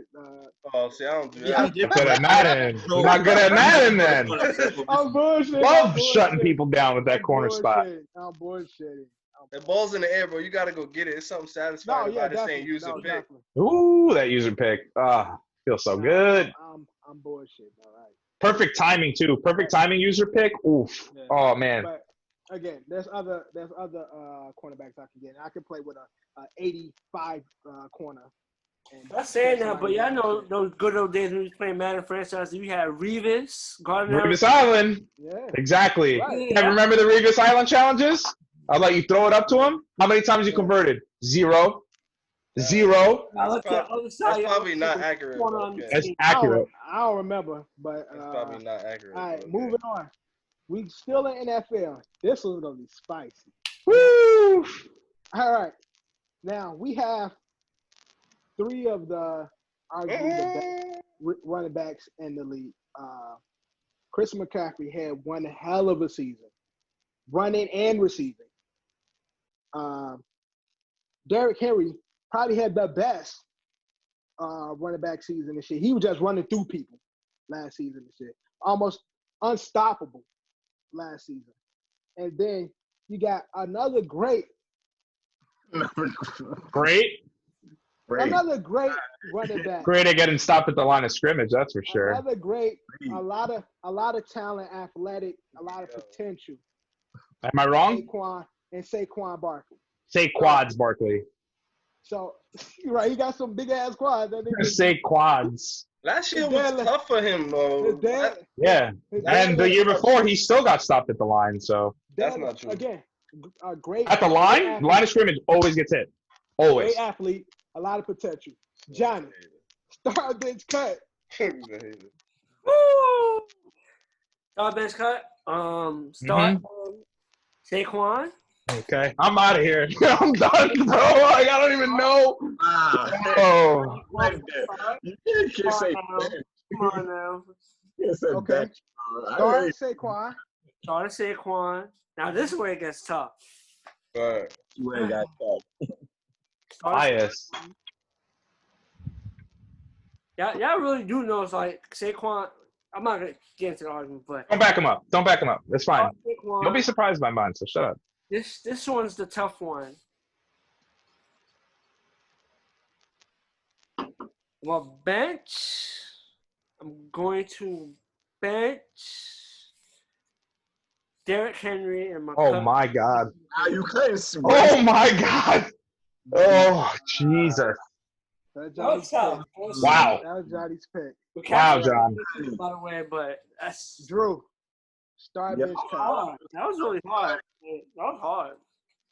I'm starting Christian McCaffrey, bro. Like, this is way, like, it was run CMC, man. Like, he had an awesome season last year. Like, I'm benching. Damn, that's the bench. This one is hard. Yeah, I might have fucked up the cut and bench one, but I think you did. I think I want to bench Derrick Henry. All right, yeah. I want to bench Derrick Henry. I'm Saquon Barkley. I'm nice. Yeah. That's gonna be. By the end of the second, I might flip my bench and cut. No, you can't. You can't change it. You can't change it. You said it. You can't change it. John, I'm sorry, Kev. Start bench cut. So for me, this shit was easy, and I'm sorry to say because remember you said you're not biased. I'm not biased. I'm not being biased. Okay. But Yeah, so I love Alabama running backs, but I'm definitely gonna have to cut Derrick Henry only because I think a team with any combination of these two players on the team that have a similar skill set is wearing out any defense, bro. It doesn't matter. So for me, Mhm. I'm gonna start Saquon and Right. I'm gonna bench CJ. Like Yeah. I'm not biased, he said. I'm Okay. not biased. DQ. Oh, Saquon's man. the more all down, every down back, bro. Who's the So more dual I'm threat switching back, you guys' bro? names up. The person coming off the bench. My selections Exactly. are gonna be hella biased, right? Okay. So apparently Christian McAfee, his birthday is June McCaffrey. 7th. McCaffrey. Whatever that nigga name is. McAfee. He got him He's confused a with Pat. Gemini, so I'm gonna be starting him. Okay. I'm going to Which is a bench great Saquon start. because our names sound alike. I'm gonna cut Saquon and Saquon. hella biased. All right. And Christian's jersey is being fired during Moses. And star bench cut. I'm starting Christian McCaffrey. Are you guys crazy? The monster season that he had he's the best dual threat running back. He can run the ball and he can catch the ball, and he's got ridiculous reception yards and ridiculous rushing yards. The guy, you can plug him in anywhere. He's like a smaller, quicker Le'Veon. Year one to year two, crazy. You got the stats, John? Pull up the stats. He got the same birthday as me. He definitely hitting the bench. Fuck that. Who? McCaffrey. Who? Oh, He's got the what? same birthday, so he's okay. All right. So he's definitely on the bench. My bad, McCaffrey. Sorry. Now it comes to the benching and the cutting part. That was a tough one. I know you Giant fans are looking at me crazy, This is probably one of the toughest ones we had but in our many, yes, five runs. I'm gonna It was cake. bench Saquon. I'm benching Saquon because he is a dual threat running back. He can catch the ball. I think to Kevin's defense, even though he gets stuffed at the line of scrimmage all the time and can't block Jamal Adams and let him take his quarterback's football and run it to the end zone. Got blown up by Jamal. You remember that. But he gets slapped at this line of scrimmage. That's not his fault. That's his offensive line fault. Hopefully they fix that. I'm going to cut Derrick Henry, even though he had a monster playoff season and tail end of the season. This is the record with Derrick Henry. He doesn't blow up till late in the season. He's a one-dimensional guy. He just runs up the middle and goes, "I dare you to hit me," and nobody wants to hit him. So that's not going to last long in the NFL. Look at DeMarco Murray, Arian Foster, some of these big guys, the Bus, Priest Holmes, all these guys that didn't really run to the outside, kind of just ran straight towards people. You don't last long in the NFL. And again, you've been in the league for 4 years and now you blow up. I understand that point, but and that's fault. And again, that's why he on my bench. I don't give a fuck what Eddie talking about, but he's fucking a monster. of course. Start off, Coach Fisher was bench. Jeff Fisher. Jeff Didn't really use him well. was a bench. Jeff Fisher, and even what's his name? was Jeff Fisher the coach? No, Jeff Fisher wasn't the coach. Vic Fangio. Oh well, one of them bum ass. Yeah. Use him right. He reminds me of the Bus. The Bus was a lot more agile than him. He just survived. Right. He straight run through you and dare you to stop me and try to stop my legs and try to tackle me. It ain't gonna work. He gonna be on my bench. Now here's how I'm going with the starter. Saquon, very talented, a lot of potential. I don't know if it's the pieces around him, but he hasn't formed. He gives us glimpse of what he could be, but it hasn't fully formulated. Mm-hmm. McCaffrey is busting ass, running, receiving. White boy cooking. So he will be my starter, cutting Saquon. Saquon is probably the most talented, pure talent out of all of them. Oh, that's definitely a fact. Do you know what both these running backs have in common, though? What's that? Both drafted by David Gettleman early in the first round. So, Wow. Yeah.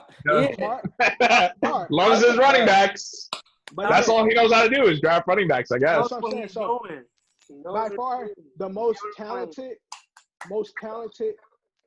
running back out of the three.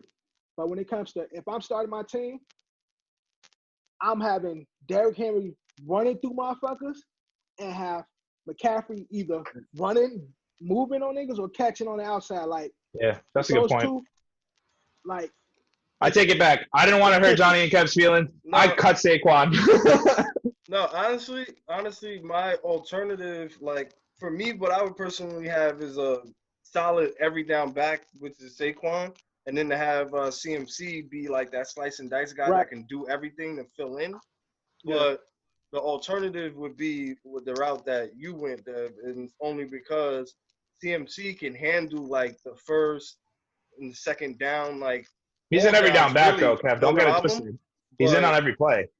But I just think of like the Brandon Jacobs of the world, like right. coming in Right. right behind him. We like need a first. bruiser. We need Yeah, that first. so Go beat That some would be people my up. alternative, but Yeah. I'm All sticking of to those mine. good running backs, but I would say, like, obviously Saquon and Christian McCaffrey have something that Derrick Henry doesn't really have, but Derrick Henry Right. also has something. It's the versatility. Right. Yeah. But Right. also, Saquon also has that power too. Like, Saquon is very strong. He's not Derrick Henry Yeah. strong, but Saquon is very, very strong Right. running back and Right. pass block. So Yeah, obviously, and I that's think why with the he- right once they get the I right started him. I people, went with him. right teams, right players around him, we'll see Saquon become that full dual back receiver, running through people, juking people, all that, and we see it. We see glimpses of it. Seen flashes. Like, Yeah, we flashes see in a flashes pan. of it. O-line, and I don't want to like bring up excuses, but he dealt with a rookie quarterback last year. Right. And that's a what bad I'm saying. offensive line the last two. So And so that's what I'm saying. Saquon got all the potential. I know it's there, but with It's McCaffrey, definitely we trust. seen the formulate and Derrick Henry, he running through motherfuckers. And yeah. I'm that type of. I And always been that type Christian's of doing it guy. on a bad football team. Let's just be Right. real.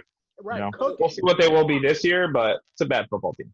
They had Cam though. No, obviously Cam got hurt. Yeah, but last year they had even defensively they're not good. They lost Keith Lee. Oh yeah. They lost a lot of pieces defensively. Cam makes it more straight because Christian McCaffrey actually had a couple of good. He's been doing decent. Last year he had a breakout year. He broke out. Right. If Cam was playing, they probably would have made a playoffs. But that's what Cam being playing. Like, honestly, Cam hasn't been right, so he's doing on a bad team when Cam's not there. So, agree with that. Cooking. All right, so we're moving on. Star bench cut. All right, we got 3.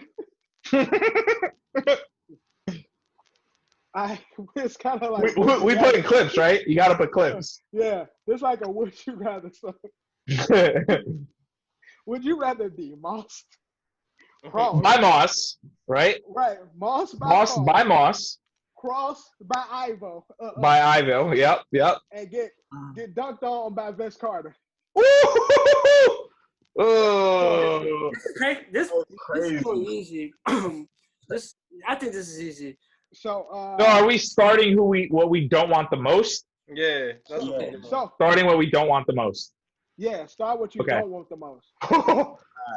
Before you said that, I was coming up with a different perspective of it, but since you going that way, What was your perspective? you're more like when you first wrote, I thought it was like the perspective of like obviously Which is the worst? like how would I explain it? Like As you as the offensive person, not like what you want at least, but what you think it would be the worst. But now like Right. I didn't think like what was that? At least I want it to happen to me. I thought about like the impact and like the name of it. Right. You know what I'm trying to say? Right, I get what you're saying. Like, which one is greater impact wise? That's- But I'm speaking in more of a sense of actually being done. Yeah, Moss is more iconic, but in the act of being done, which That's how which is worse? Yeah. But nah, trust me, this is easy. Once Yeah, you said what it was, it's easy. which is worse to be done? DQ, star bench cut. so the worst being done, I would have. So this is what you started. All right, so yeah, so based on how I'm not thinking early in the game. I'm thinking like in crunch time or like in transition. So I'm going to say getting dunked on is possibly worse because that can happen anyway. That can be from you playing like jumping with the person or you just not looking and getting dunked on. Yeah. And So I'm going that's to your say start. I'm going to start That's that. I'm going to bench getting mossed, Right. and I'm going to cut getting crossed because getting crossed is more or less the person just holding the ball a certain way or being shifty. Because you can be a great defender and still get crossed, but it's just that the person can stutter or bring the ball over a little later than you expect and bring it back. That's about it. Right. All right, John, start bench cut. Starting getting crossed. You can play good defense. The whole park going, oh no, hell. If you get crossed, you always get back on defense and still steal the ball. It's a thing. You get crossed and do a split, and then he goes. It depends on what you. It depends on you being shook and like. All right, so John, you starting getting crossed. Getting crossed. Right. I'm benching getting mossed. Okay. I'm benching getting mossed because I feel like if we're playing football, we both jump for it. And I'm just thinking about it. I'm obviously kind of. But you got to think about Moss getting. Yeah. You talk about like you jump up and you think you got it, and Randy just puts it on your head like this. I'm putting dunk on cut because it's not gonna look pretty. Vince Carter probably just cleared me. If you put Vince Carter, he just cleared me. Oh shit! And rub his nuts across your head. Like. Word. I'm not that close. He's gonna get. He cleared a 7-footer. So him clearing me, his feet gonna go over my head. But see, that's what he do the vertical on you and then rub. Yeah, but John, what you gotta picture is that you're jumping up with him. Like the idea is that like, but Johnny you wouldn't get out the jump with way. him. Listen. You gotta jump with him. Getting dunked on is worse for the taller people. I might kill Vince Carter by accident if I jump with him. He might bridge the shit out of Vince Carter. You jump with him. While he's in the air, like, oh shit, my bad. Like, oh, you good? It's not my attention. Like, I'm not getting dunked on is worse for people that's tall. You know, like tall height. Like, if you tall, it looks worse. You little is like, you know. It is what it is. I'm not that tall. If I was like 6'5", and I'd be like, I could say, "Oh, getting dunked on that." Nowhere near that. All right, Drew, start bench cut. I'm getting dunked on is gonna be the worst for me. Like, so you starting getting dunked on. Yeah, I'm starting getting dunked on. I definitely don't like that shit. Like, I've been dunked on a few times. It's been bad, but let's talk. I believe that. Well, I'm not gonna hold you, Drew. I can see you getting dunked on, but true story. You cross makes me laugh 10 times. Yo, being crossover is not that bad. It will be like what you do. It will be like what you do with it. Like if you OD lose your balance and shit. That's why I'm kind of cutting it right now. It depends on if you OD lose your balance. But if you kind of like cross and like you kind of like hold your own with it, like you kind of lean and shit, you got that. But being Moss is like I'm gonna bench that. Because that's just. I remember what James Harden did to Wesley Johnson. Yeah. Bad, we broke his leg. The shoes. It all depends on how you keep your balance with it. Imagine that, and then just imagine you on the ground and he's staring at you before he shoots. You know that, like straight eye contact. That's the ultimate level of disrespect. All right, Kev, start bench cut. For me. Definitely starting getting mossed because, bro, like I've been on the receiving end of that, and I don't think I ever had somebody jump with me and snatch a ball from me. I did that to Cap. But I know how it feels to moss somebody, so I just wouldn't want that to happen to me, bro. Like that's too much. I remember that day. Kev was at QB. We were having a good ass game that day. Word. I was fucking Cap up that day. All right, but go ahead. And then dunked on, like Johnny said, like I've been dunked on, but by somebody that we all know. I'm not gonna plug him right now. We had that conversation off camera. But the person that dunked on all of us and shit. But his feet was like by my head, and it was like I wasn't jumping with him. I slowed down to try and get the little slap the ball down before he get up. Right. But yeah, that's gonna be my bench, and then I'm cutting getting crossed because I've been crossed before, and like DQ said, like, or I don't know which one of y'all said, I could always get back. I'm a hustler, so I could just get back. See, and if I think I'm getting crossed, that's talking about these little like, oh, he hit him, like talking about cross. There's a difference. Man, we talking like You do one of these Nah, but see, all over. But see, Your look, shoes stay here, but your body's over there. Nasty crossovers, and you're gonna see there's a whole different. Like I fake you out, and then I get by you. listen, I'm a smart player, bro. So for me, I could get back, and two, I always, if I think somebody's about to cross me, your ankle. Oh shit! You ain't getting back. If I think somebody's about to cross me. This is Johnny's episode, man. Johnny's killing it. If I think somebody's about to cross me, I'm smart, bro. I be yelling help when I be in my stance. So it's on all of us if that person get a layup after they cross me, because I'm telling you I need help. A clip from earlier this season showed where James Harden hit the shit out of Paul George, and Paul George fell the defendant Pat Bev came to help, and he fell into Paul George, and they fouled him, and he still made the three. Yeah. Like you might get that was Pat Beverly's for Pat. That's the thing. Like people really think Pat Beverly is an elite defender. No, he's just a nigga that can run around for a long period of time.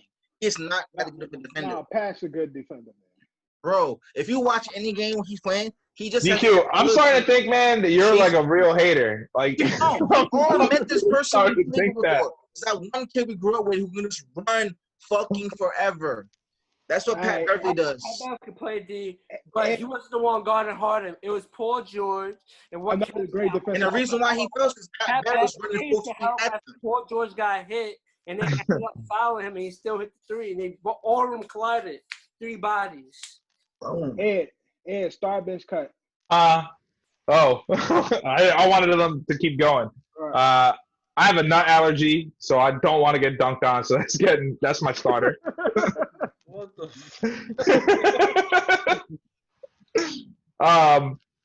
John made some really, really, really, really, really good points, but I feel like if I got crossed over, I just have nothing but respect. As long as I don't break an ankle or split or like break something, I'll be all right. I'll be like, you know what, man, you got that. Like that was pretty impressive. But I definitely don't want to get mossed on either. So that's definitely on my bench. But yeah, definitely, yeah. I'm not crossover to me doesn't seem that bad unless you break a bone. Yeah. John, you made some really, really good points. Yeah. Rookie season, Brandon Jennings crossed the shit out of Curry, and Curry hurt his ankle. Again, John. Curry always had fucking ankle to begin with. I understand how bad crossing could be, but to me, if it don't end in a bucket, I really don't care. So for me, I cut cross. I'm cutting crossover, but I'm going to bench being dunked on because a lot of times shit you get dunked on, you don't even see it. A lot of times you get dunked on by a nigga that's supposed to dunk on you. So it's like, okay, it's supposed to happen. You big as hell. Or because you're like you covering for your teammate and right. I saw somebody getting beat, so I tried to help pick up, and then you sneaking and shit to the rim and shit, and you catch me. I'll take that. Moss, I'm a star because the Moss is embarrassing to me because you think you got it. It's the fact that you think you about to catch this ball, like you think you're about to stop this ball, and then he come and just like the angel from heaven come just pull out of you. So I'm starting Mawson, benching, dunking, and cutting the crossover, Johnny. I'm gonna tell you. Didn't Julio Jones Moss Malcolm Butler dunked on in the end zone? He ripped it from him too. He did that like that. You're getting crossed before you're getting dunked on. The chances of getting crossed and then a nasty crossover is higher than getting dunked on. Right, but you gotta cover. If a person misses a shot after getting crossed, it's over. Count. Yeah, it don't count once if you don't close it after you cross me. If you don't get that bucket, it's dead. The cross is it. You just made me fall down, and it's a highlight reel. That's it. That's why everybody usually when you get crossed, everybody will let you take the shot because the cross is a 2-part package. You gotta make the basket. So people usually fall back and try and let you get it. If you try and shoot it and you break, it's all. Who did that one? Who did that one cross where they crossed them over, they fell, and then they made that shot and then like stepped over them, mad disrespectful, and like kind of like kicked dirt. With Ty Lue. Yeah, on Ty Lue.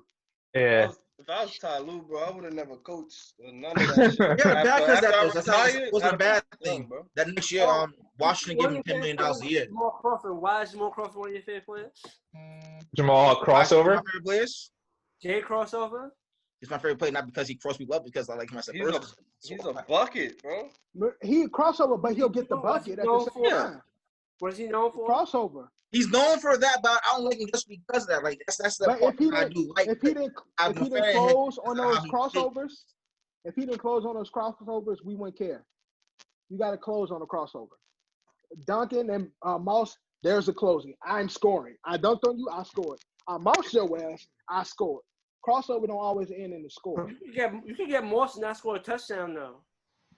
Yeah, but when you talk Yeah, about but you get Moss on anything. That's disrespect. But again, no, they can throw the ball 5 yards. You get Moss. Come on, bro. Still, now imagine getting Moss like every play of that sequence. Fuck that. Yo, all right. and imagine someone making you look stupid while you guarding them. All right, John. So stupid.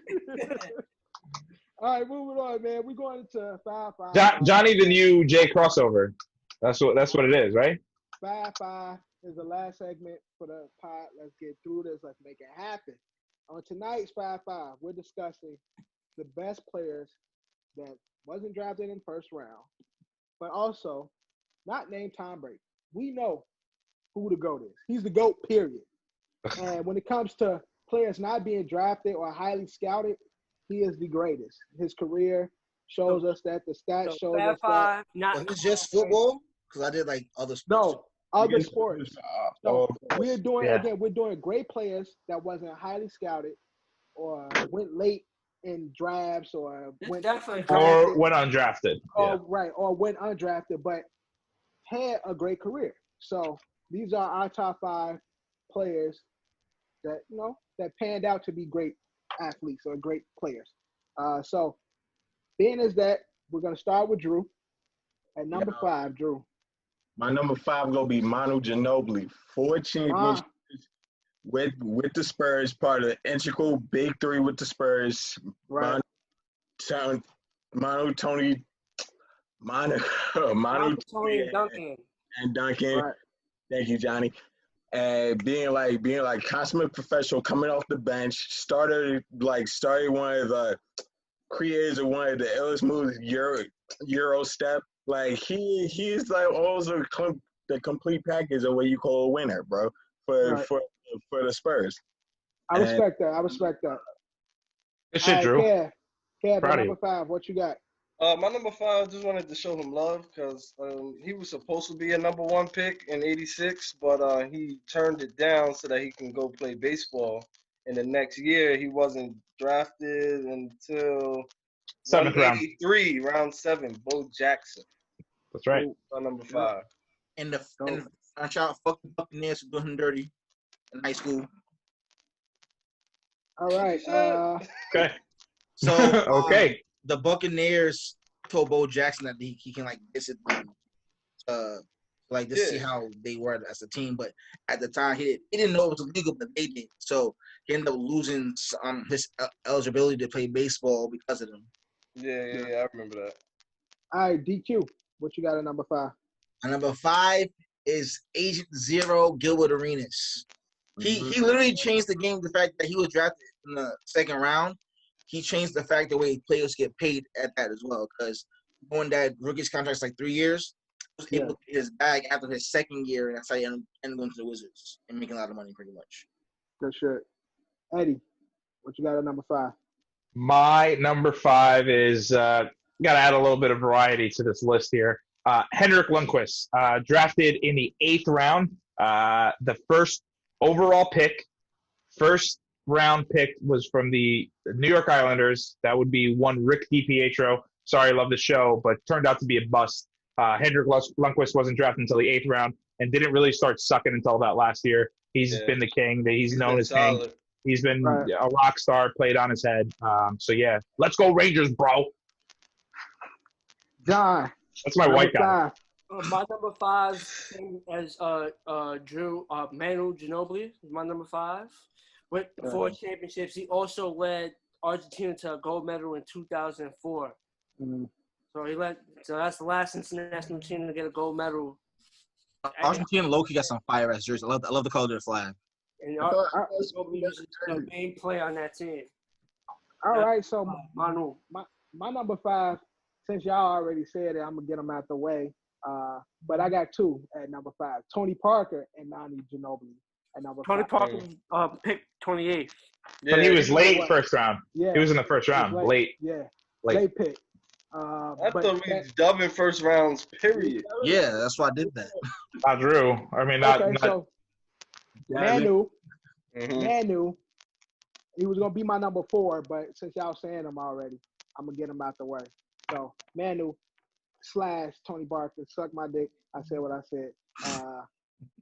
They my number 5. Drew at number 4, what you got? And number 4, a complete absolute dog at defense. Arguably one of the leaders of the Detroit Pistons when we're back in that 03-05, 03-04 team. Ben Wallace. That's my number 4. That's my number 4. Strong as Undrafted hell. count or does drafted count? Undrafted. Undrafted as well. Yep. Undrafted count. Good pick. That's my number 4. Kev at number 4, what you got? And at my number 4, I have a Yankee. I have Jorge Posada at number 4. Ooh. It's tough with baseball though, but yeah. Year 90 draft. Overall 629th, round 24. Wow. Boy's a 5-time All-Star, Yeah. 5-time That's- Silver Slugger, and that's 4 deep. rings. 4 Yeah. rings, including the 3-year Right. back-to-back chips that they won in 99 through 2000.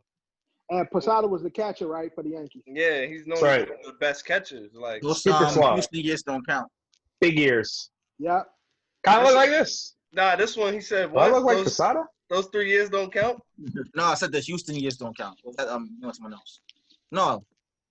You talking about Pettit? Yeah. Oh yeah, I'm sorry. I'm Talking sorry. about Pettit. I apologize. Talking about They Pettit. look alike. I'm sorry. How? You're look tripping, alike. bro. Jorge All right. Posada does not look nothing like Andy Pettit, bro. You're drunk. Yeah, they don't. Posada got them big ass ears. But Yeah, this. whatever. Patty got that thin, long, Yeah. like nose like this and shit. All right, DQ at number 4. My number 4 is Dennis Rodman. He was picked in the second round. As you know what he did. I was the only winning championships. He was getting all the hopes. Facts. Yeah, true. Ed, number 4. My number 4 is a guy who is 12 RBIs from breaking second all-time in RBIs for career. He is 5 home runs away from passing Willie Mays Hayes, 5th all-time. That is one Albert Pujols, who was drafted in the 13th round. Oh, That's a good Yeah, one. I wanted to put him on, but I had him as an honorable. Albert Pujols that's a good one. Because yeah, if that I was a guy. going, And again, it's baseball, full disclosure, it's really, really hard with baseball. We talked Right. about this before. Like, you don't really know what you get. But Right. again, for Jorge to fall, I didn't realize it was 24. That's crazy. round 24, bro. And, Pujols to fall all the way down to 13. Yeah. I didn't show baseball no love on my list. But I All showed right, Nah, I John. showed baseball love on my list, but it was gonna be a Yankee. So at number Wow. 4 for me, I yeah. have Terrell Owens. Number When was he 4, drafted, John? the 3rd round. I thought he was drafted in the first round. I didn't even know that. By the Niners, right? Yep. Yeah. Terrell Owens, 3rd round pick. All right, That's my good. He number would have been higher, but these other players, They got chips. yeah, that too. my number 4 has a chip. Has multiple. My number Brady two a lot. needs a chip. He helped Brady a lot. He got Brady out of a tough position. A lot of tough. I know who you're going to say. My number 4 is Adam Vinatieri. Adam Vinatieri. Yep. The golden foot. I have another. Drafted, right? I have another Patriots. My Yeah, Undrafted, undrafted. Drafted. Mm-hmm. So yeah, Adam Vinatieri definitely. All right, DQ. I'm sorry, DQ. Drew, what you got at number 3? My number 3 is going to be Antonio Brown. This is before he went crazy because when he was with the Steelers, When he was before retirement and everything. Where was he drafted? he was drafted in the 6th round and won 195th overall in the 6th round. And can you when he was with the Steelers, can you say steal? Because when he was the stats speak for himself. Like he was one of the best wide receivers for like years. Like it being him and when Odell, they were fighting between Odell and him for years, being one of the best receivers in the NFL. That's my number 3, Antonio Brown. No, good shit. Kev, what you got at number 3?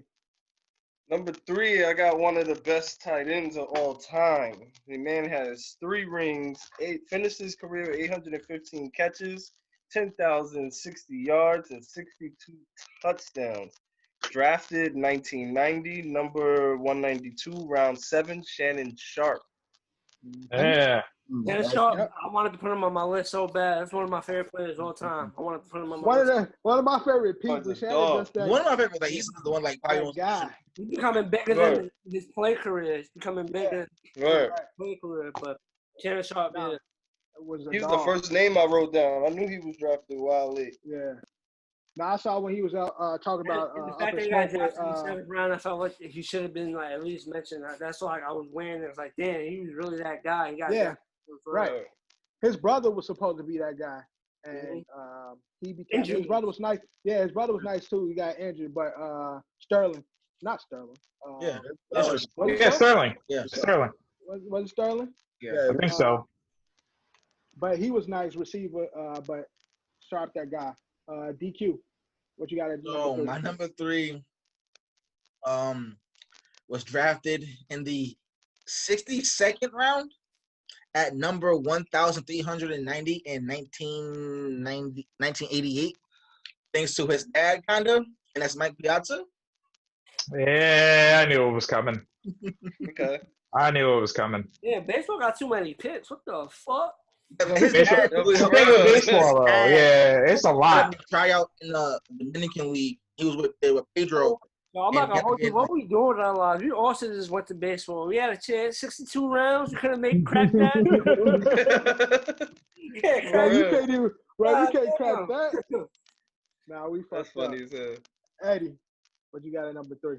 My number 3 has been said before is Manu Ginobili for what he accomplished for being the second to last pick back in '99.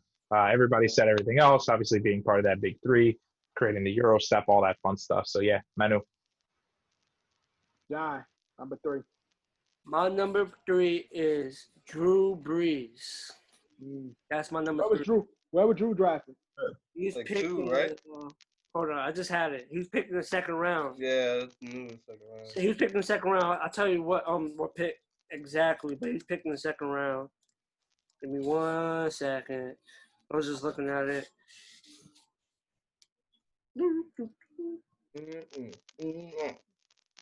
Give me 1 second. 2nd round pick 32. Sheesh. Nah, that's a good one. But he's All right, not first. Chargers was like saw his shoulder and was like, nah, bro, you gotta go. Number 3. This shit was out. Number 3, I got also another quarterback, Super Bowl champ, Super Bowl MVP, 2-time NFL Most Valuable Player, 4-time Pro Bowler, 2-time First Team All Pro, just everything. Kurt Warner. Nice. Undrafted. Yeah, the supermarket. Undrafted. Yeah. Kurt Warner in the supermarket, got his chance. He had like 13 kids, right? Warner was in my list too, but He busting them out. He got 13 kids. Yeah. Oh, Phillip Rivers? Kurt. Ain't that his Thing. number? They both do. Wasn't that his number? that was Kurt Warner's number. Yeah, that was his number. He's talking no days off, bro. Yo. Damn. That's OD. All right. Drew, at number 2, what you got? My number 2, which was this was DQ's 4th, which was Dennis Rodman, like a 5-time champion, constant defensive player of the year with the Detroit Pistons. When he comes to the Bulls, win 3 straight with the 99 Bulls. Like, Did he win with San Antonio as well? Nah, it was 2. It was 2 with the Detroit Pistons, 3 with the Bulls. And also, out of San Antonio by the Admiral. About Rodman, he played for the Lakers that year. The Lakers won a championship, but they released him. Oh, I didn't notice that. Okay. So he could have had another championship. Could have had 6. Yeah, I thought he was a part of the San Antonio's win too, but he got kicked out of San Antonio by the Admiral because he wasn't really cool with his lifestyle, especially when he dyed his hair. Made no fucking sense. His hair dyed. Whatever. Kev, at number 2, what you got? So everybody here knows I'm not overly big into this sport, but I've always liked this guy because he's a dog. Drafted in round 2, number 45 overall. As of, I think it said, as of March of 2019, your man is the career leader in points off the bench. Averages 14.2. Cal Culver? No, 13-year career is still going. Best 6-man in NBA history, arguably. My boy Lou Williams. Oh, good shit. What do you say? Lou Williams. Oh, okay. Yeah. 3-time 6-man. He's a dog. Yeah, He's got a case for best 6-man ever, though. Yeah. Okay, 3. Yeah, man. He's a dog, bro. Him and Manu is neck and neck for that. Also, it would have been my number 1. What did you say? Oh, right, Jamal. Oh, yeah. He did power 3 to 6 months a year, though. But Jamal, I think, was drafted in the first round, though. Yeah, he was drafted by Chicago. 6-man. I'm not talking about. Yeah. Right. He was drafted by Chicago, but Lou is the only one that's 3-time 6-man of the year. And I didn't even realize he's on the Clippers right now. Like, yeah. He's been on the Clippers. Yeah, he won his first one when Drake gave him that shout out in that song. Lou Williams. He need a chip. I don't know, bro. Yeah. DQ. Nah. This top 2 is kind of hard, but I'm just gonna throw some random because they had shit was cake. He had a decent run in like the mid 2000s, like we were in college. He was a pitcher for the San Francisco Giants, and his name was Tim Lincecum. Oh shit! Yeah. Where was Tim drafted? He was drafted 48 in the 48th round, 1,408 by the Chicago Cubs in 2003. Oh, what are we doing? Yeah, that's crazy. He definitely had a good run in like the late 2000s, though. They getting a bag in baseball too. Yeah, word. Baseball is sport. I'm telling you, that's where Dorian going, man. We ain't playing nothing else. But baseball ain't playing nothing else. All right, Eddie. I was hoping he wasn't going to be said, but he was. Shannon Sharp, Kev, drafted in the 7th round. Kev gave all the stats, so. And following you, Ed, that's my number 2 as well. Shannon Sharp. Reminds me a lot of my guy, my favorite tight end. We all know who that is. Who that be? Vernon Davis? Vernon Davis. Olivier Vernon. You thinking he's so biased? I'm thinking Vernon. Olivier Vernon. I'm thinking Vernon, and the first thing came to my mind was Olivier. Nah, Vernon Davis, yeah. Shannon Sharp is that guy, man. And, it definitely is that. One of the first of the modern day tight end, like being right. No, yeah, absolutely. Being the scoring tight end, receiving tight end, and still being great block. What happened, Drew? Again, hold on. Forget Drew. Just again, the plug Shannon, man. Finished his career at 815 catches, 10,000 receiving yards, and 62 touches, and 3 chips. Yeah. Right. As that really, really cool show with Skip Bayless. If you're listening, sign us. Right. Fox. You ready for my number 2 yet? Drew, where you at? Or did you leave? He gave his anyway. Give it to John. Let's do John. Drew, I say my number 2. John didn't do his number 2. We always skip somebody. Me. All right, John. What you do? What you got at number 2? And my number 2 is one of my favorite football players of all time. My number 2 is my guy Brett Favre. Where was Favre drafted? Brett Favre drafted in 1990. 3rd round. 2nd round, pick 33. You No, know, so he's the Pretty much the first. third round. He's the Let's not first. forget when the commissioner called him Brett Favre. No, he's picked number 33, so he's number 1 in the second round. In the third round, 33. Oh, no, yeah. Second round, What are 33. you talking about? Second round, 33. So, yeah, he's number 1 in the second round. Second round, 33. 3-time MVP. I thought he said second round, 33. 11-time Pro Bowler, and that's the guy, Brett Favre. The ageless wonder. Word. Wrangler Word. jeans. The true definition of a warrior. Word. On the field. Gunslinger. Yeah, the OG gunslinger. Survived the gun. Bounty Gate. Barely, that's it. Destroyed him. Bounty Gate Got, yeah, destroyed killed him. my man. I'm about to watch that game tomorrow.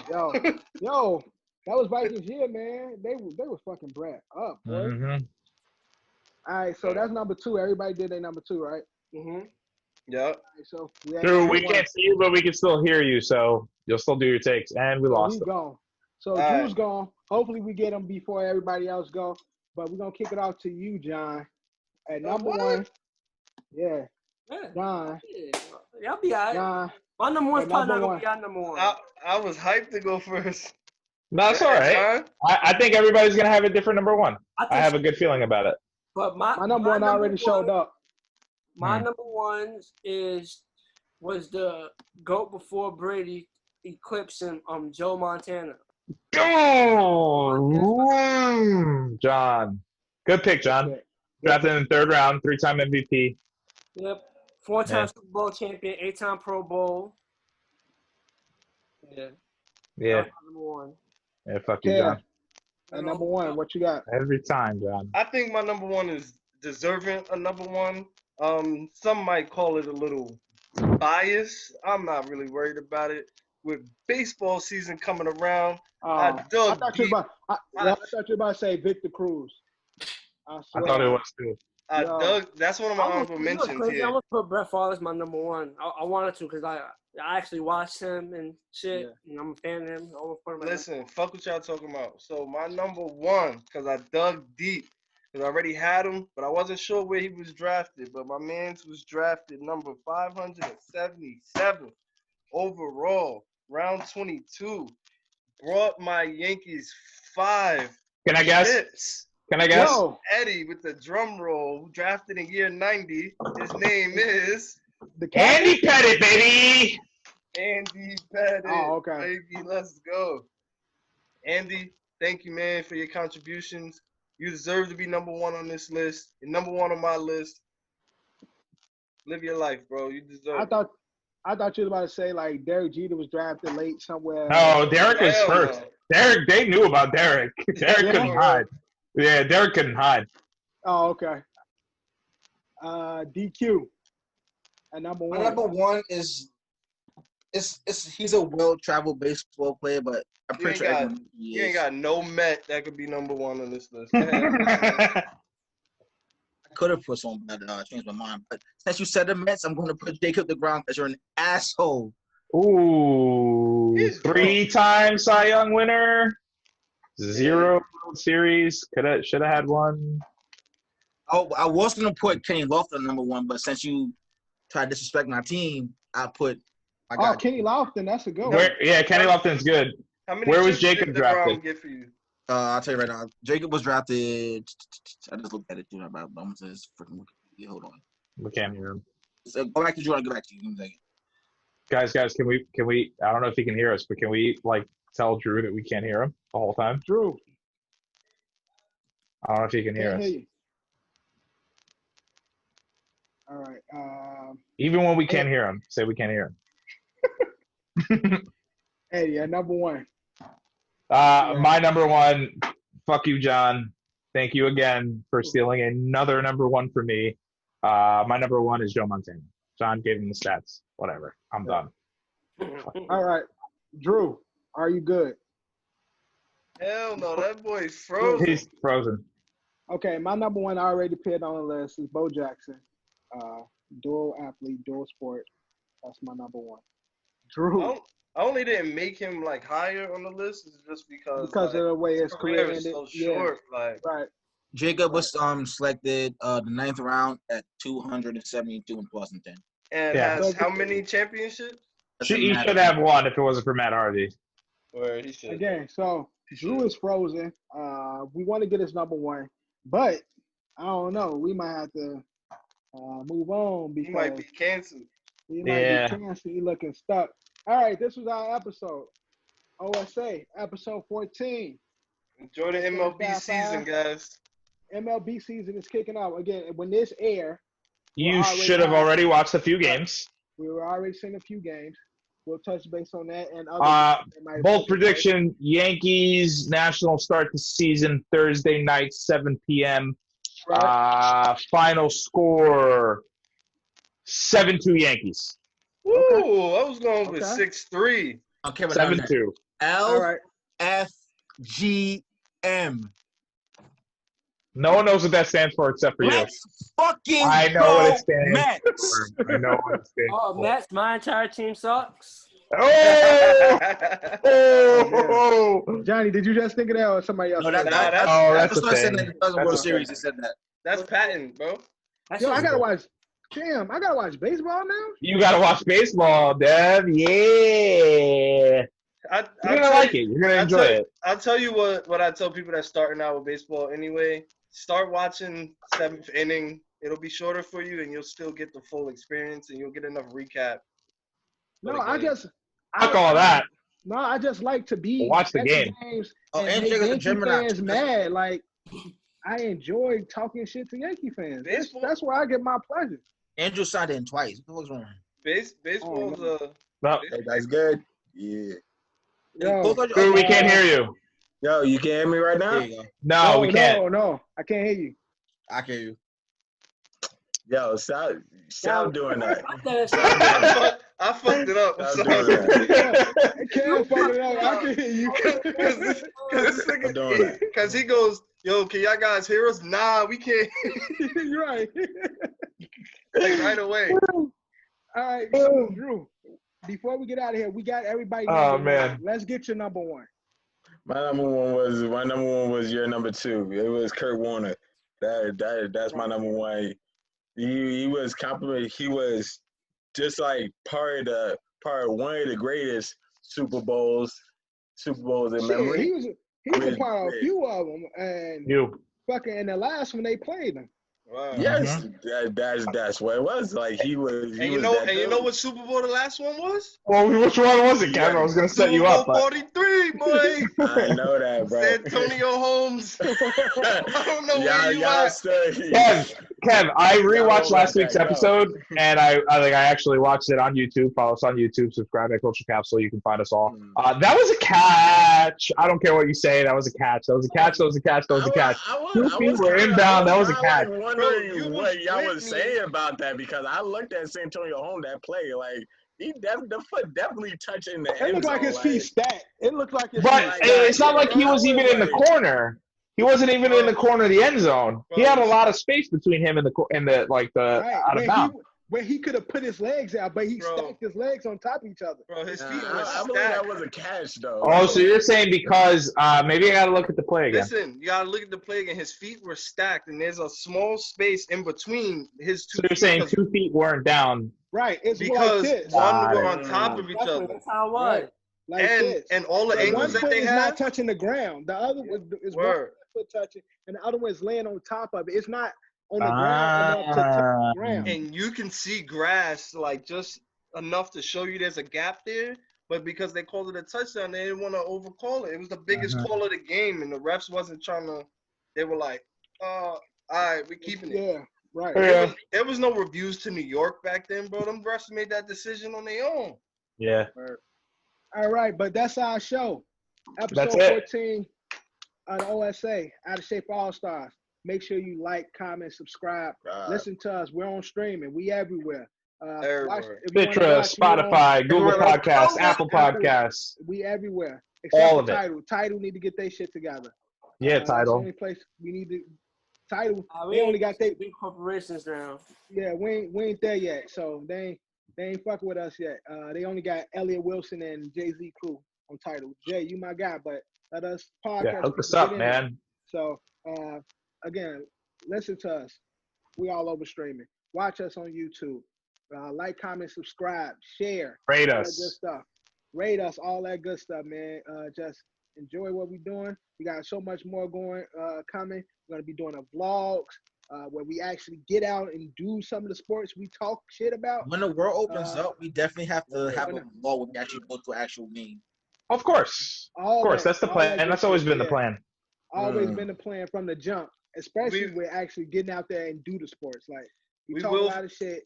Let's get out. We there. are Let's get not out like there your and do it. normal sports commentators Right. that constantly rag on athletes for not doing their best when they haven't done it. We're going to do it, and we're going to fail at it, and you're going to watch us do it. Right. We will the version of Do Perfect. We will see if Drew can back up all the talk. See if he can cover me. We'll see. Yeah, all that good stuff. But before we get out of here, let's go around. Eddie, what you got going on, Dan? Not much. Just follow me on Instagram, Eddie Horchata. That's all. All right, DQ. Right now, it's Ryan Jokes. You can catch me on the stage sometime soon when the world opens back up. But you can follow me on Instagram at JustDQ. That's JUST_DQ_IT. And Deadstock Quality for my sneakers and all my other stuff I do. All right, Kev. Follow me at KJet_JL. Most importantly, I'm here, thriving. Stay healthy and safe, everybody, and keep tuning in, man. Get our subscribers up. We need that. Right. We shine, y'all shine, man. Exactly. Drew. You can catch me on Instagram, Mr. Period Drew 190. I'm also here doing the pod. Continue to make this pod great and more Right, he better making and it better. great. Better and better. Watch how you say that. He Yeah. making it great. Drew holding Okay. us down. All that.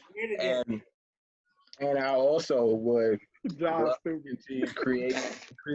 And that's all I gotta say. All right, John, what's popping? Trying to, start the culture pod that we got, brewing up, still working on like the details and stuff Cooking. like that, Still cooking. That's something I'm working on. And I'm working on other things. It's just in the brainstorm. It's in the head. Just got to put it down to, We got to get it going. Get it out there. But It'll be out here. It'll be out there soon. All Mhm. right. First off, the OSA has an Instagram now. So follow us at the OSA Podcast. Do that. We're on Instagram now. So we're still affiliated with Culture Capsule. As you know, that's the big brand. But we do have our own our own IG where you'll get all exclusive OSA content and shit, as you can see on Just DQ. Now, again, you can follow me on Instagram at Don's Prezi, DONS_PREZI. We got Don's Inc. Instagram. We got the Culture Capsule Instagram. And we got the OSA podcast. Also, donsforever.com. You want to find music by me, Devin, Dons, in abbreviations on all streaming and shit. More coming from the Culture Capsule. More shows coming. More coming from the pod. We doing our thing. People stealing our shit. I ain't gonna say who. ESPN. But they watching us. Everything. Like tell you fucks They the watching Like us. verbatim. Watch watching past us. episodes. Listen to past episodes and see what certain companies, Mickey, are putting on their Instagram. Pay attention. They watching us. We ain't even there yet. They watching us. The bite is All out. right. But bite again, is out here. this pod is brought to you by Culture Capsule, sponsored by Don's Inc.